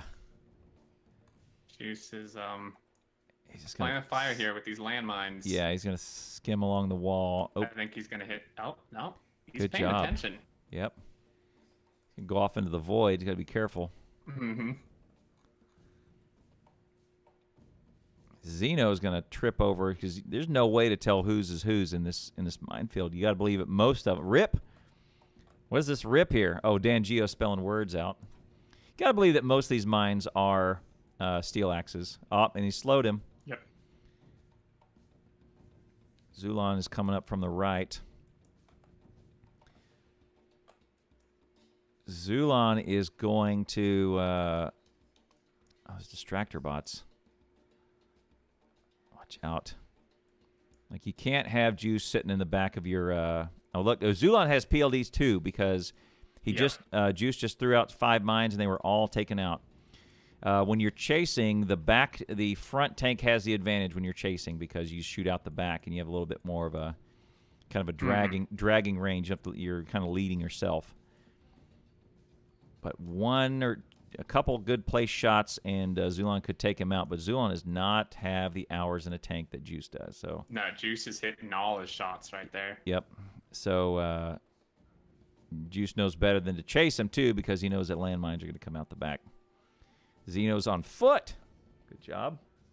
Looks like DDDGamer is in a tank, and he's hitting these power poles. Did he miss? Did he really miss these oil things? He drove almost right past them. DD's got to chase those lines down. That's going to... Oh, and Juice is down, and so is... Juice is down, and so is Xeno. Zulan needs to make a beeline for that body and go grab those PLDs now. Zulan, hang a left. DanGio's going to do it. Okay. Perfect. They passed it. What are they doing? Go get it. Where? Oh, yeah, they did. They passed Can they not find it? They have to find it. They knew where he died. Yep, and Zulan's got... Or Xeno knows where he died. Like, Xeno's... Okay, there. Okay, there all right. Goes. World snaps back into focus. Meanwhile, DDGamer and Stig are heading towards this iron. Where does that power line go? That power line, look where that power line goes. It's 3/4 of the map. Oh, yeah. That power line goes all the way up there to nowhere, seemingly. So what 3RA needs to do is find that and stick a million radars on it and suck their power down. They haven't found the two oil outposts. And they were so close to finding them. Super close. And nothing else. There's no other point miners I see on the map. All right, let's look at the action of Stig and DDGamer trying to break in. 8-1 to 4-5. Looks like we're going to wrap it up. 4 minutes remain. Oh, Anti just died. Damn. Landmine. We'll do 4-minute warning. 4 minutes. Anti made the power line to use lasers on their base, but did not have enough poles. He's okay. See, it's dangerous. like running a power line out that far is dangerous because, right? All 3RA has to do is one, so you kill Anti or shoo him away. 2, find it, right, and just load it down with 30 radars. And radars are not super expensive, right? No. So, if sectors scanned contributed to production, generate amounts of time, yeah. Yeah, there you go. Xeno's probably got the bag in hand for the most number of sectors scanned. Mm-hmm. All right, 3 minutes remain. All right. Quick break so I can come back and we can do this interview and I can see the end. I'll be right back. All right. Thank you for being here. Quick 60-second break.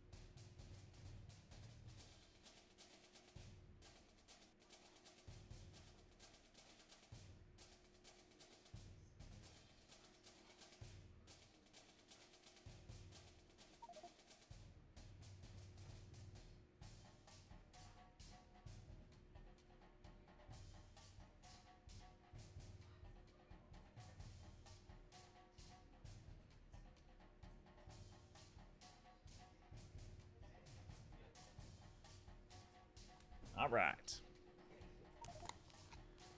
Last 60 seconds. All right, last 6 seconds.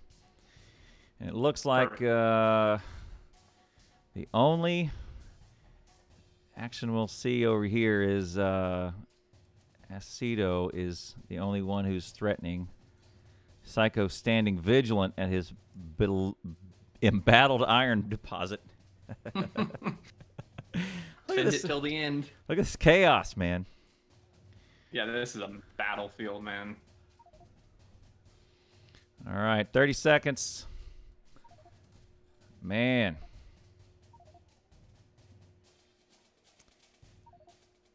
All right.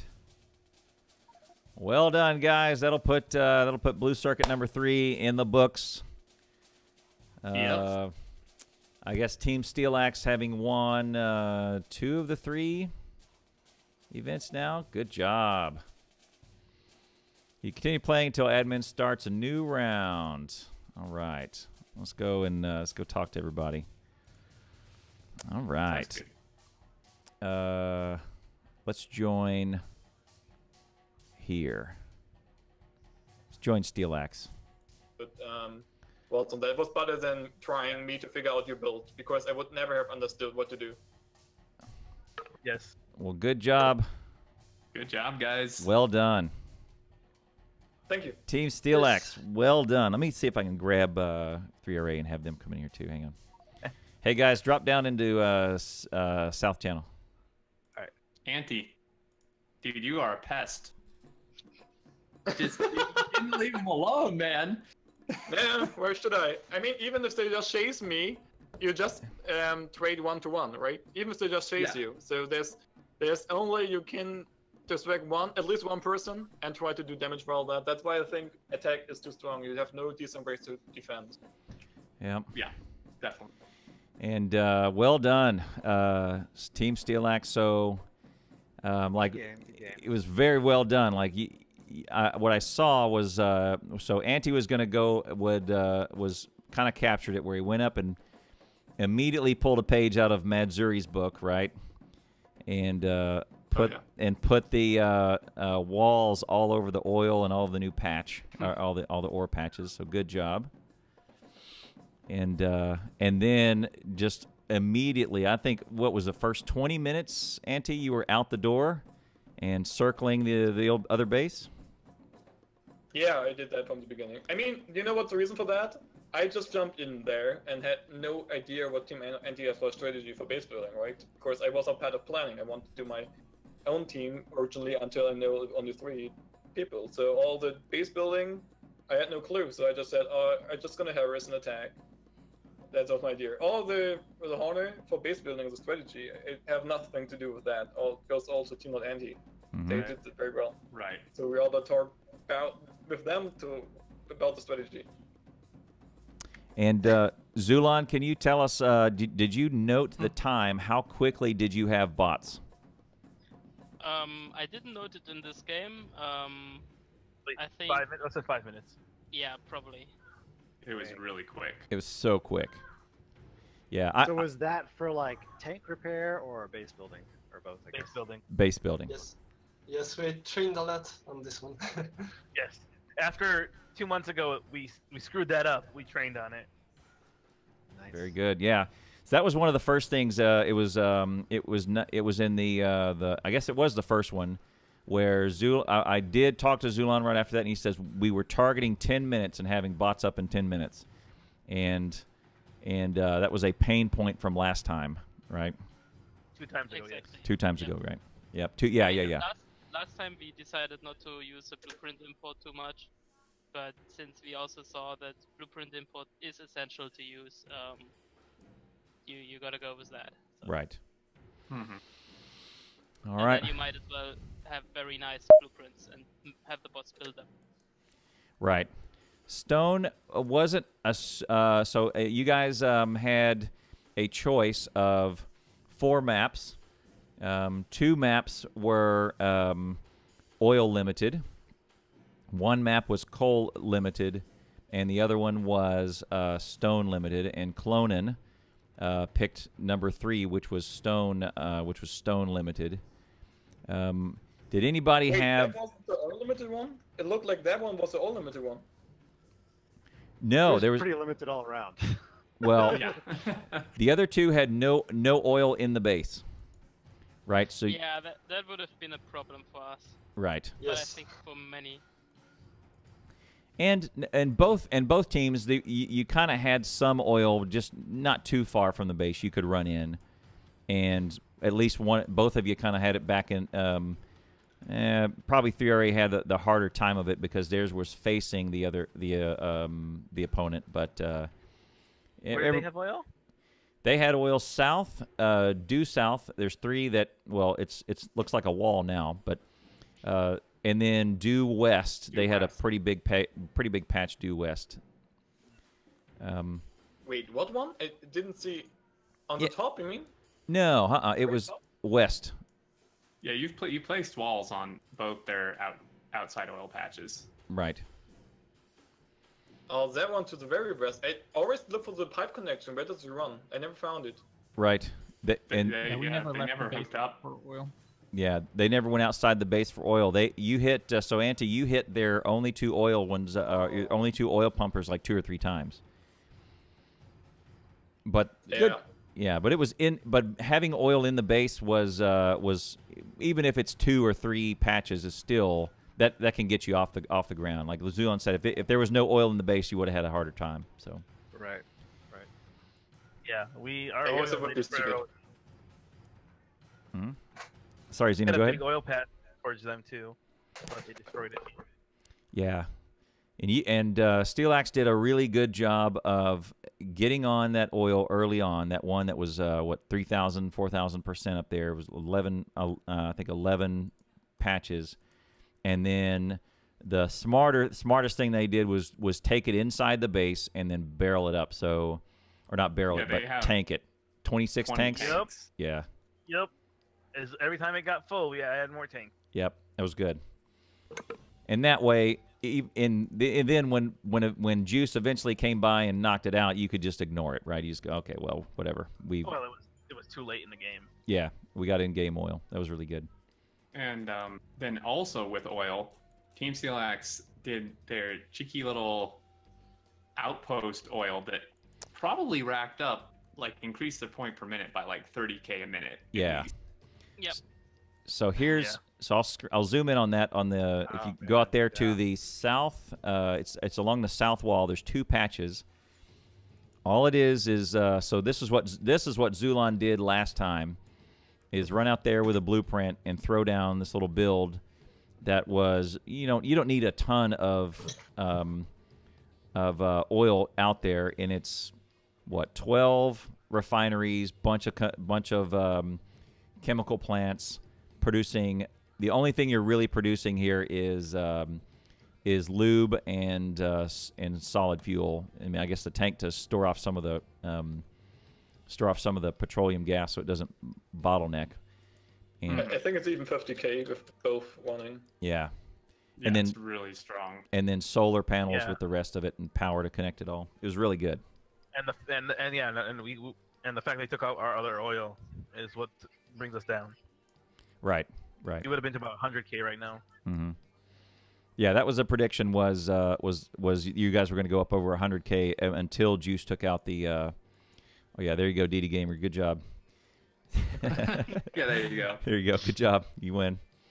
All right. Well, good. I mean, the other thing I didn't see here was copper point mining, and I thought I called it early on that you guys were gonna that SteelAxe was gonna point mine the west copper, the 2.3 million, but you brought it into the base, which is probably better. And then I would have thought that you guys would have gone down that 1.6 million against the wall on the south wall. That one would have been easy money, but maybe in the end you didn't need it, right? Yeah, we don't need it for production, and it's kind of we're just busy. Stuff. Yeah. And because the oil yield on this map is so high, you can get away like just 4 or 5 pump jacks and have 10, 12, 15 refineries. That's very efficient in terms of points because of the map settings. Right. Well, good. Well, Psycho or Juice, you guys have some thoughts? That was good. Time to refine and refresh for next time. Yeah. That was a good game. I don't think we mean- adjusted our strat well enough to 1v1. That is. Like we kind of got like tunnel vision on our free for all strat. And like I noticed that, and I mentioned it, is that like I noticed that. Well, part of it, Anti said, you know, he was playing to do his own thing and wasn't used to the builds they were doing, but that he adapted to the 1v1 because if this were a free for all still, he would not have been able to do what he did to you guys. Right. Why He not? couldn't We have were- just we were spent not the entire expecting match up there. The early, right? Exactly. Yep. We were thinking, okay, the only Anti's gonna have to hunker down, and yeah, so. But the question is, I mean, the other question is, if it wasn't a 1v1, would you know, would have been able to? They would have been, you know, if it wasn't a 1v1, other people would have harassed them. I don't know if, you know, and we would, they couldn't have harassed us as much either as well. Right. Either. Well, yeah. That's what I was saying. You know, if there the were other big- teams that were harassing him, Anti couldn't have spent the whole game up at your base. Right. Yeah, the big thing that hurt us was that iron patch. It took us far too long to get that going outside the base. Yep. And you walled it, and so it just never really was all that fruitful till, you know, hour 45 minutes in. Yep. That just kind of slowed down everything else in the base. Yeah, and what we were looking at is probably the time that someone from SteelAxe was outside of the 3RA base, probably 2 hours out of the 2.5. And the time that someone from 3RA was outside the SteelAxe base, probably about an hour 15, right? Like pestering it. Just the amount of time that that offense that they did was take you guys into defense was pretty staggering, and I gave it the same parallel as to how back in the day they beat Mike Tyson. Right? Was Mike is amazing coming forward, and he's horrible fighting off his back foot. So the guys that beat him, Buster Douglas and Evander Holyfield, they would make him back up, and once you made him back up, it was hard for Mike to get adjusted. It was he was not a backwards fighter, he was a forward fighter. So and that's what I think that's what SteelAxe did today, is always kept pushing forward and pestering. Yeah. And then here's the smartest thing that Anti did, I think, was he would do some destruction and then run away, right? Never engage. Like what I was my comment was that probably Juice and Psycho have so many more hours, like hundreds of hours more in a tank than anyone on SteelAxe, is my guess. And you know you get in a brawl with one of those guys and you're going to lose, right? They're going to win those skirmishes. So what you want to do is you want to hit them and then like run away. And what Anti was doing was perfect. He was pulling 1 or 2 or 3 guys with him and taking them off task, right? When he knew that the SteelAxe guys were amazingly on task, right? Right. So yeah, and making sure, just keeping tabs on what we went as far as outside the base, making sure we didn't expand. Yep. I really think we were missing red car on this one. Yeah. Yeah. I mentioned that. I Yeah. was like, man, if only they had the red car. Yeah. Would have been putting the pressure, and that's something that we didn't shift to either. Is I didn't want to go out and attack. I wanted to get points. I just saw how the points were climbing on their side and not on ours, and I wanted to hunker down and get points and build out on our turf. But with a 1v1 as well, like it's tough. Yeah, we didn't have. I wanted to hunker down and expand slowly instead of taking full map control like in StarCraft you would have in a 1v1. Right. We did not switch to that. Well, very good, it's man. Very difficult. You cannot get like map control in Factorio at all because you have not like really good options to defend or something, right? Right. You guys just chase so much. I mean, like the problem is just like I don't know how to counter what I did because I was like very low equipment. I just had a tank and some bullets, so if I die, it doesn't matter. But you consistently, I didn't fight you not. I didn't choose to not fight you because I thought you were stronger. But like whatever the fight outcome is, it's not favorable for me. It's just like as long as I just run away and I like track one person view with me, it's like 1-to-1 exchange and it doesn't matter. Right. And Well, in Factorio, whoever's running away has the clear advantage. So if I'm pursuing you, you can Yeah. throw grenades, you can shoot cannon, whatever you want back at me. Right.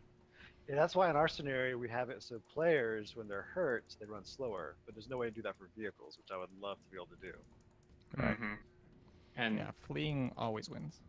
I think you would need some nitro in like cars, so you can Yeah. like spot peak or something like that. It would really mix Right. things up. Yeah. Yeah. Mhm. Speed is everything's too flatline. Everybody runs at the same or drives at the same speed. Like the fuel helps, but hardly. Yeah, next time Russian nuclear fuel. Yeah. Right. Yeah, there you go. Then you die and the opponent has it. Great. I think that based on what we saw and what Andy said and what you experienced, I think attacking is probably too strong, like compared. I mean, like Andy said it. There's no cost to attacking really, and there's a huge cost to trying to defend these attacks. Mhm. Because you Yeah, can and invest it one took- person It took and 3 of us to take go like 3 of them. wrinkle you down into a hole. Yep. Mm-hmm. Yeah, Also, I having no completely agree with stone in you, the Anti-Venom. base made it much harder to defend. Because walls really are a multifaceted way of defending. They can defend against tanks.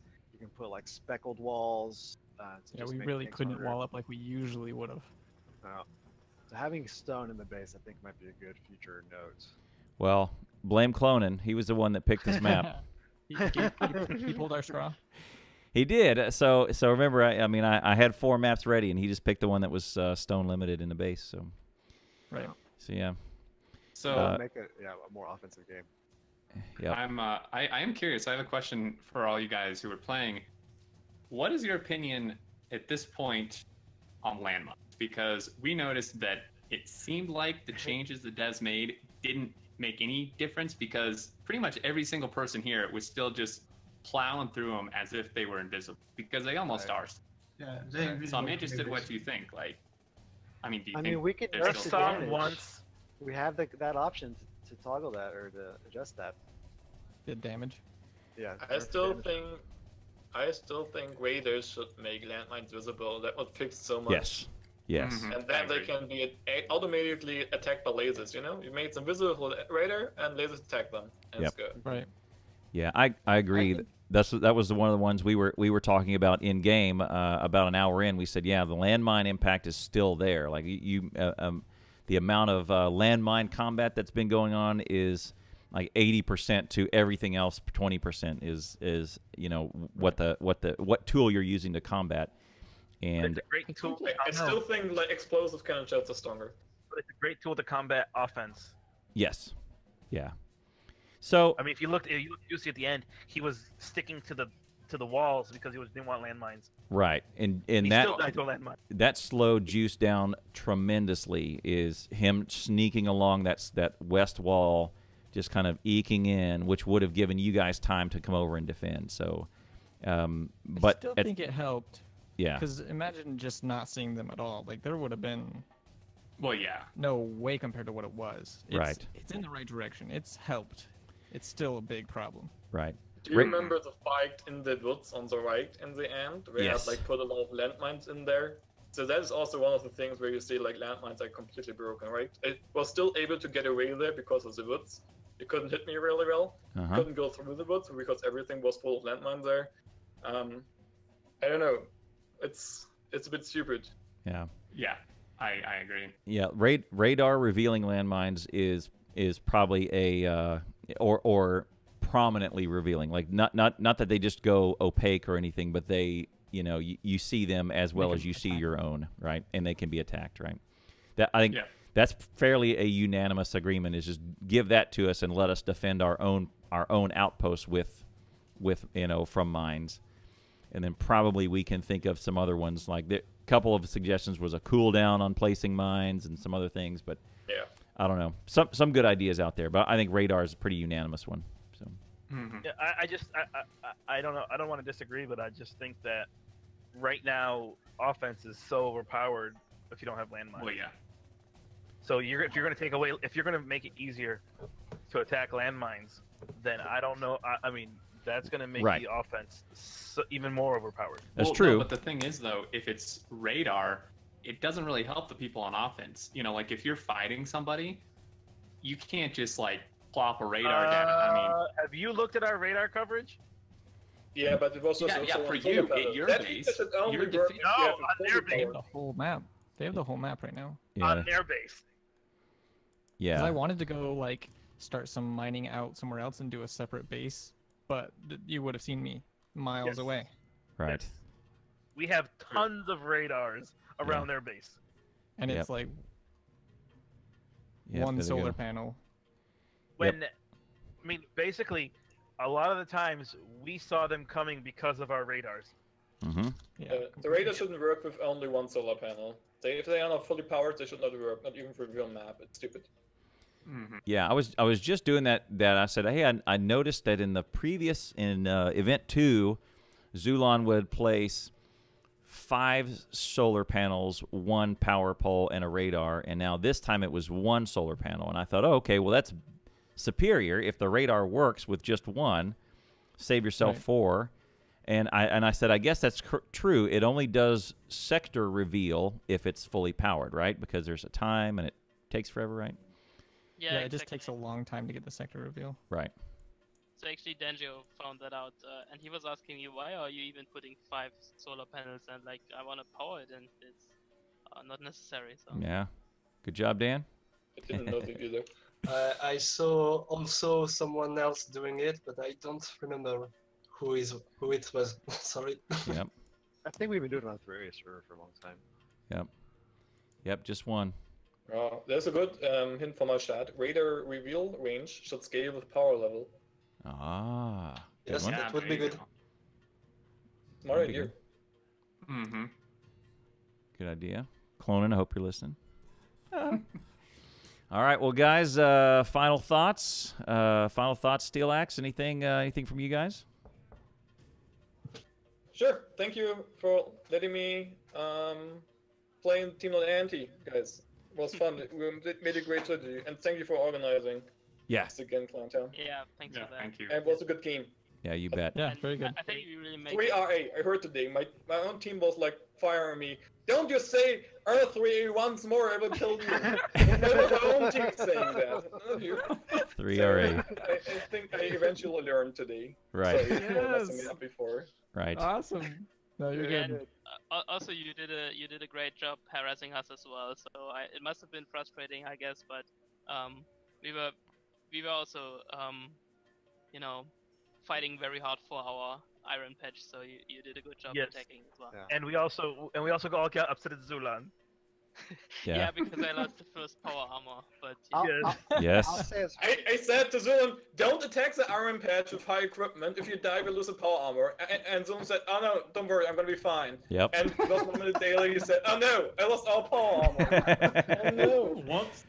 I remember that. It was Psycho got it, right?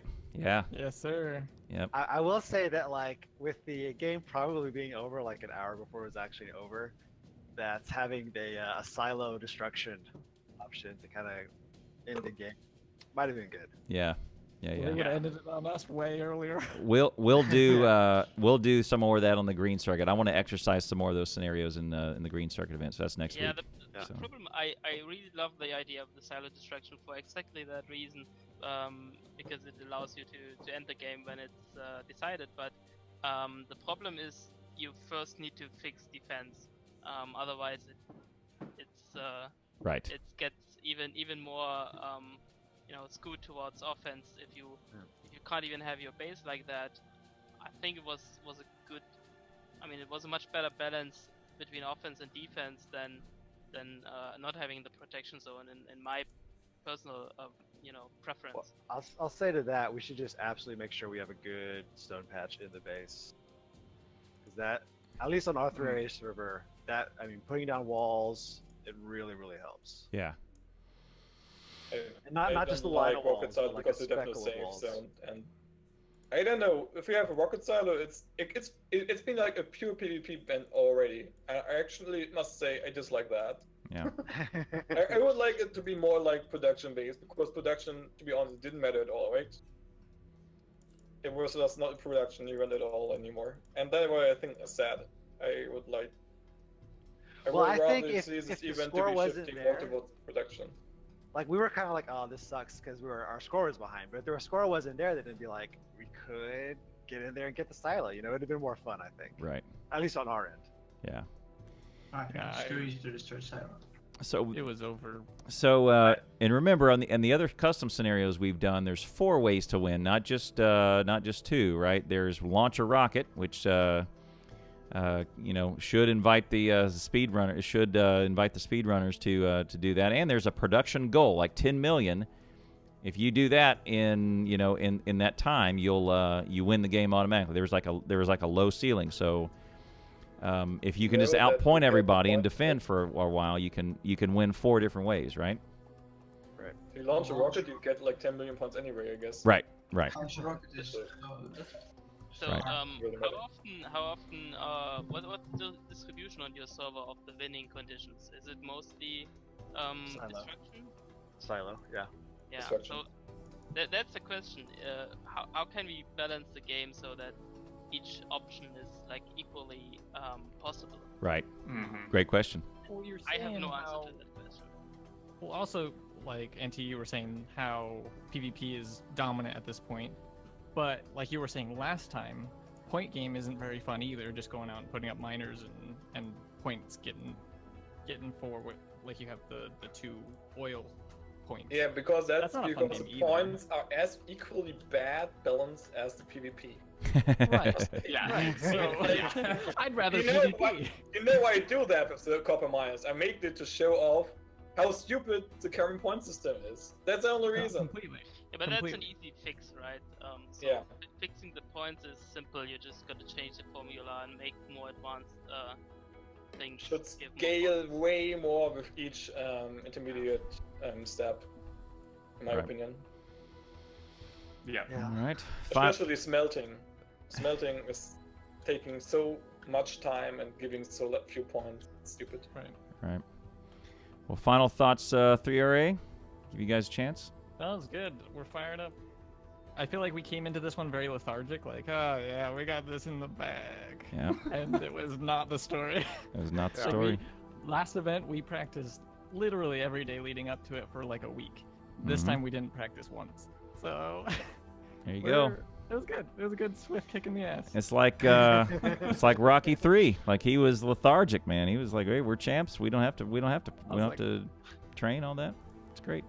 Granted, I was like expecting Anti to be on his own and the other team, but I was just Right. like, yeah, we got this. There's no way they can beat us. Right. I think this would have been a very, very different game had there been the original setup. Yeah. Oh, for sure. Well, so what you guys can do, to help these events is, like I have been pestering all these folks to try and be a part of this event and promoting it like crazy. If you guys have a closer relationship than absolute stranger like I do with like Arumba and Catherine the Sky and all these other folks, these new folks I'm trying to drag in, go talk to them and say, hey, there's this really cool thing going on. We're doing it we're doing it at least once a month, and there's these other events that we're doing in between.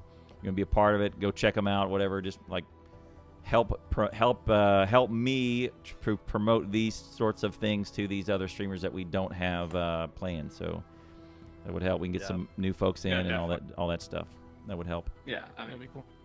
All right. I'm pretty also the sure 3 good balancing is a base to get more people join. Yeah. I'll say the Because 3RA if- server, we're doing like a nightly, every weeknight at 7:30 Central Time. We're restarting the match, so if you want to like play with us, you can plan around that time. I have a strong feeling a lot of people were not participating with they thought, oh, it's only PvP. I don't like PvP a lot. Right? Right. Keep that in mind. And like everyone who's not into PvP, they currently cannot really join this event. Right. Well, I sometimes drop in the 3 server, and it's quite cool because you can talk with the opponent. Maybe sometimes both sides don't really want to fight, so it's quite cool. It's not only PvP. Right. It's PvP, but in a good way. I don't know. Yeah, they do a fair amount of exchanging ideas and all kinds of stuff. It's good. It's a good group of guys. So, All right, so award time. We have 2 awards to hand out. And all right, first award, the one that is least cool, I would say. Everyone always angles for that Gangsta award because it's gangster, right? But the one that people least angle for is the MVP award. MVP award today goes to the one who came up with the most unique strategy to keep 3RA off of his base, and that was AntiElitz MVP.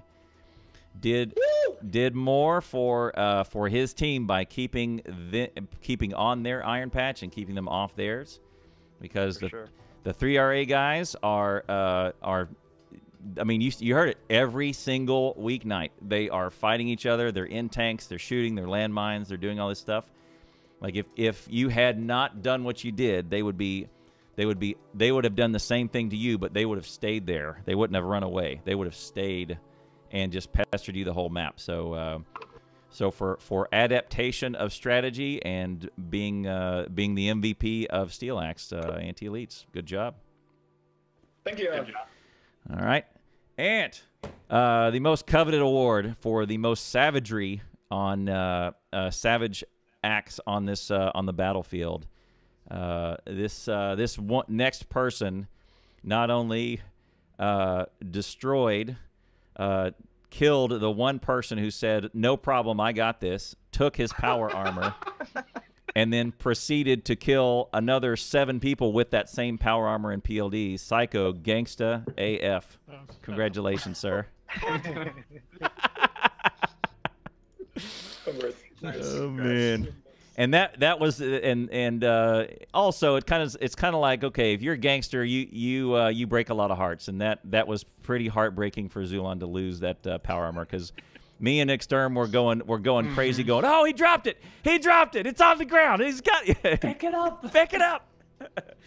Oh, it was great. Man, I was AFK the last hour. Yeah. Thanks, I'll take it. It was good job. And sometimes it comes down to like one single event where you just go, "Yes, he's a freaking savage. He did it." And I'm still waiting for someone to have a nuclear bomb in their inventory, be driving across the map to go deliver it, get killed, then the gangster picks up the nuke out of that inventory and goes and uses it on the other base. It's never gonna happen because the event is too short for that. I know. You need to produce like 5,000 high-tech signs. Right. We need to bump. It's kind of impossible, even if you have no PvP. Right. Just It's happened. It's still It's tough. happened a couple times on the 3RA server. Yeah. It's only 2.5 hours. Because we have Right. the uranium ore patch that's like right next to the walls that we make sure happens every match. And we have research that doesn't cost. Right, we have automatic research, so you don't have to build the science for it. You just Right. wait. So hey, Yeah, so go ahead, Zulan. What I really like is if the research was just cheaper, because the automatic research is a nice idea, but it kind of, you don't have to decide whether to spend your resources on research, so it's less of a complex game Right. having it automatic. But if you if it is a real investment to go to nuke and the other team has no nuke, then you are at a disadvantage early on, but later on the advantage. Whereas if you get it automatically, both get it at the same time, it's kind of boring strategy-wise. Mm-hmm. You're theorizing that they're both gonna go for the same researches at the same time. That's completely not possible. Okay, so of course you do have still decisions. The tree is huge. Tree, but Yeah. I still think it's a more interesting strategy game if you have to pay for it. Right. But of course the current cost Sure. is way too high. Sure. So here's what I'm going to do is I'm going to take some guys, some folks from this group, and I will probably set up a little Discord channel where we can kind of do all these. And what I want to do is kind of take some. I was talking about this in my stream last night, where we take a bunch of these ideas, put them up on the board on probably some sort of spreadsheet, and say, can we customize them? Yes, no, low, medium, high effort. Put some ideas up there, and then do a low, medium, high impact of a need to have, want to have, nice to have. Because some of the stuff that Juice is doing and some of the stuff that the community is doing with the PvP scenario is really good. Like, there's way more tweaks that we can make to this thing than I thought possible. And so, one, I want to kind of try and capture all those ideas. So I'm going to put that together. That's an off-air thing we can do. And then on air, what I'm going to start doing is I'm going to start exercising these in the green events that I have. So like next weekend, we'll probably do another custom scenario with 3RA guys. It's an open event. I just want some more reps so we can observe and see what's going to happen in these things. So if you want to be a part of play testing these crazy scenarios and see what we can do about it, hit me up. The green circle will be open to everybody, and probably just draw names. Probably do 2 or 3 matches a Saturday and see what we can do. So we'll start experimenting with some of those on the off weeks that we don't do this one, where we kind of, okay, let's bring in the best players, best streamers, and let's do this thing, right? So is the green circuit with support, a coach, or was it the red circuit event? Red circuit was supposed to be the coaching, but coaches is kind of a weird deal. We haven't quite put that together, but green is just open for everybody. I have a little sign-up sheet where you have to do some work to get in, and then teams are random, so you don't get to choose your teammates, and you just get in there and play. And if you want to see what happened last weekend, one of the most exciting finishes ever in the last 40 seconds. One team won. It came right down to the wire. There were so many lead changes. It was one of the greatest events we'd had. It was green circuit. It was random strangers thrown in there and just go. It was great. So anyway, those are working out. So off air, I'm going to commit to kind of putting some of these together, see if we can't make this thing kind of a little bit more the way that we want to do it. Because just like today, since we were missing a bunch of teams that are usually here, we can kind of do whatever match we want to do. And I think this is the match that we all wanted to see. So we can kind of make this event however we want it, right? So. What I just say from my chat is feedback. Please no random teams in green circuit event.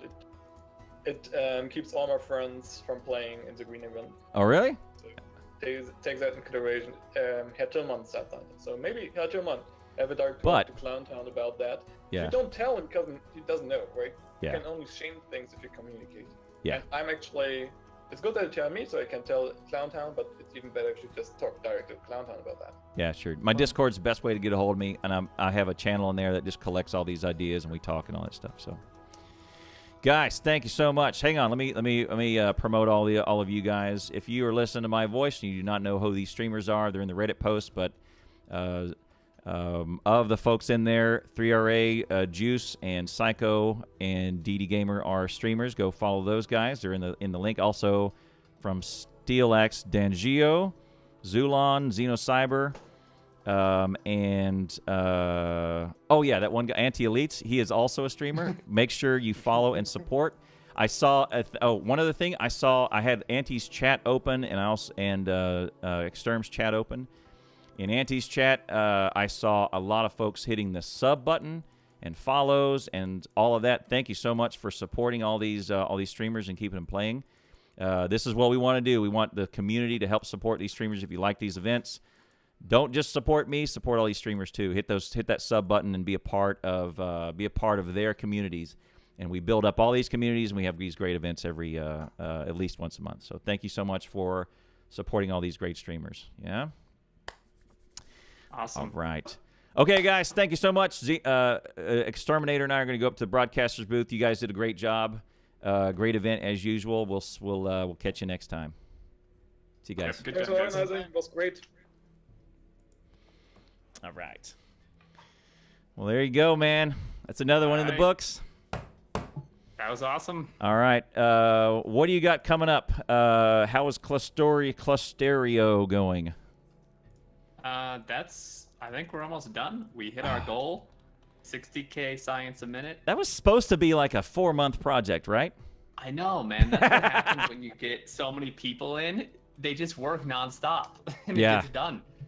But we're gonna do another one. I think we're gonna make a lot of tweaks to it and do another one, maybe with some mods.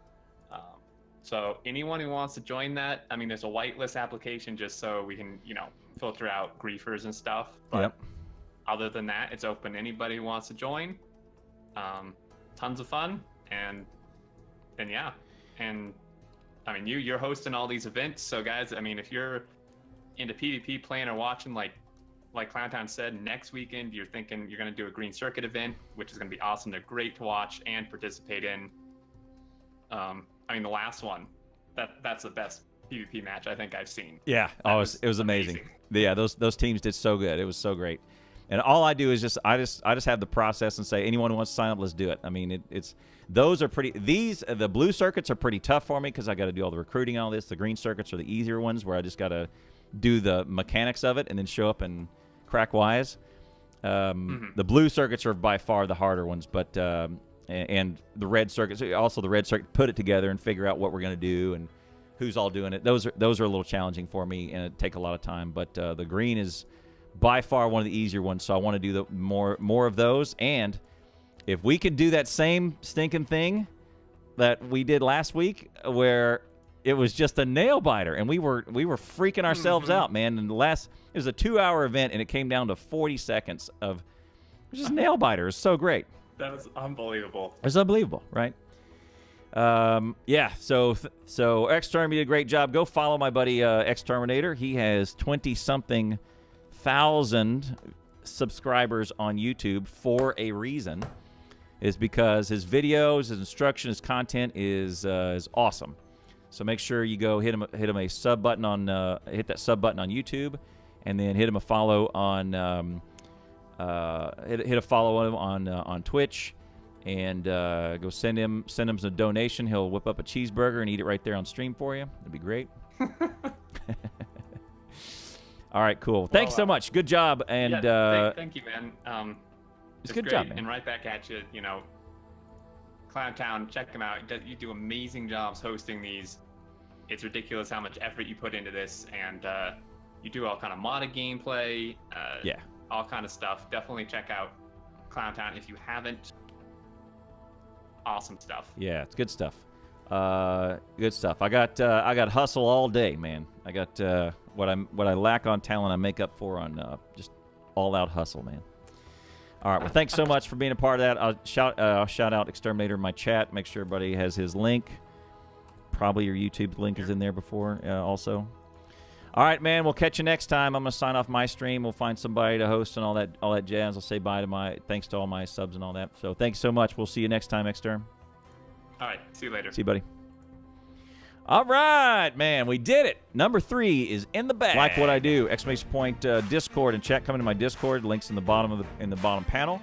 You can go join my Discord. It's the best place to talk to me off air.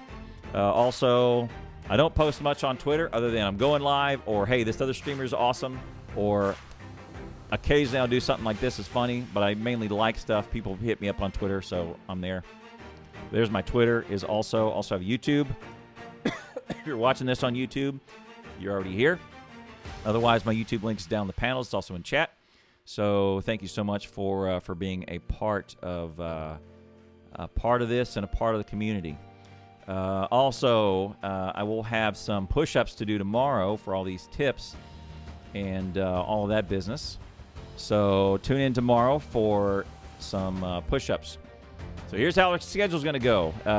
Actually, let me wrap this YouTube video first. Thank you so much for being a part of this. If you're a part of the YouTube video, all of the details and all the links, all of that is down in chat. Hit them up. Support all these streamers. Links to the streamers, link to the video, link to back to my channel, to Exterminator's channel. Everything you need to know is in the description. Thank you so much for being a part of it. We'll see you next time.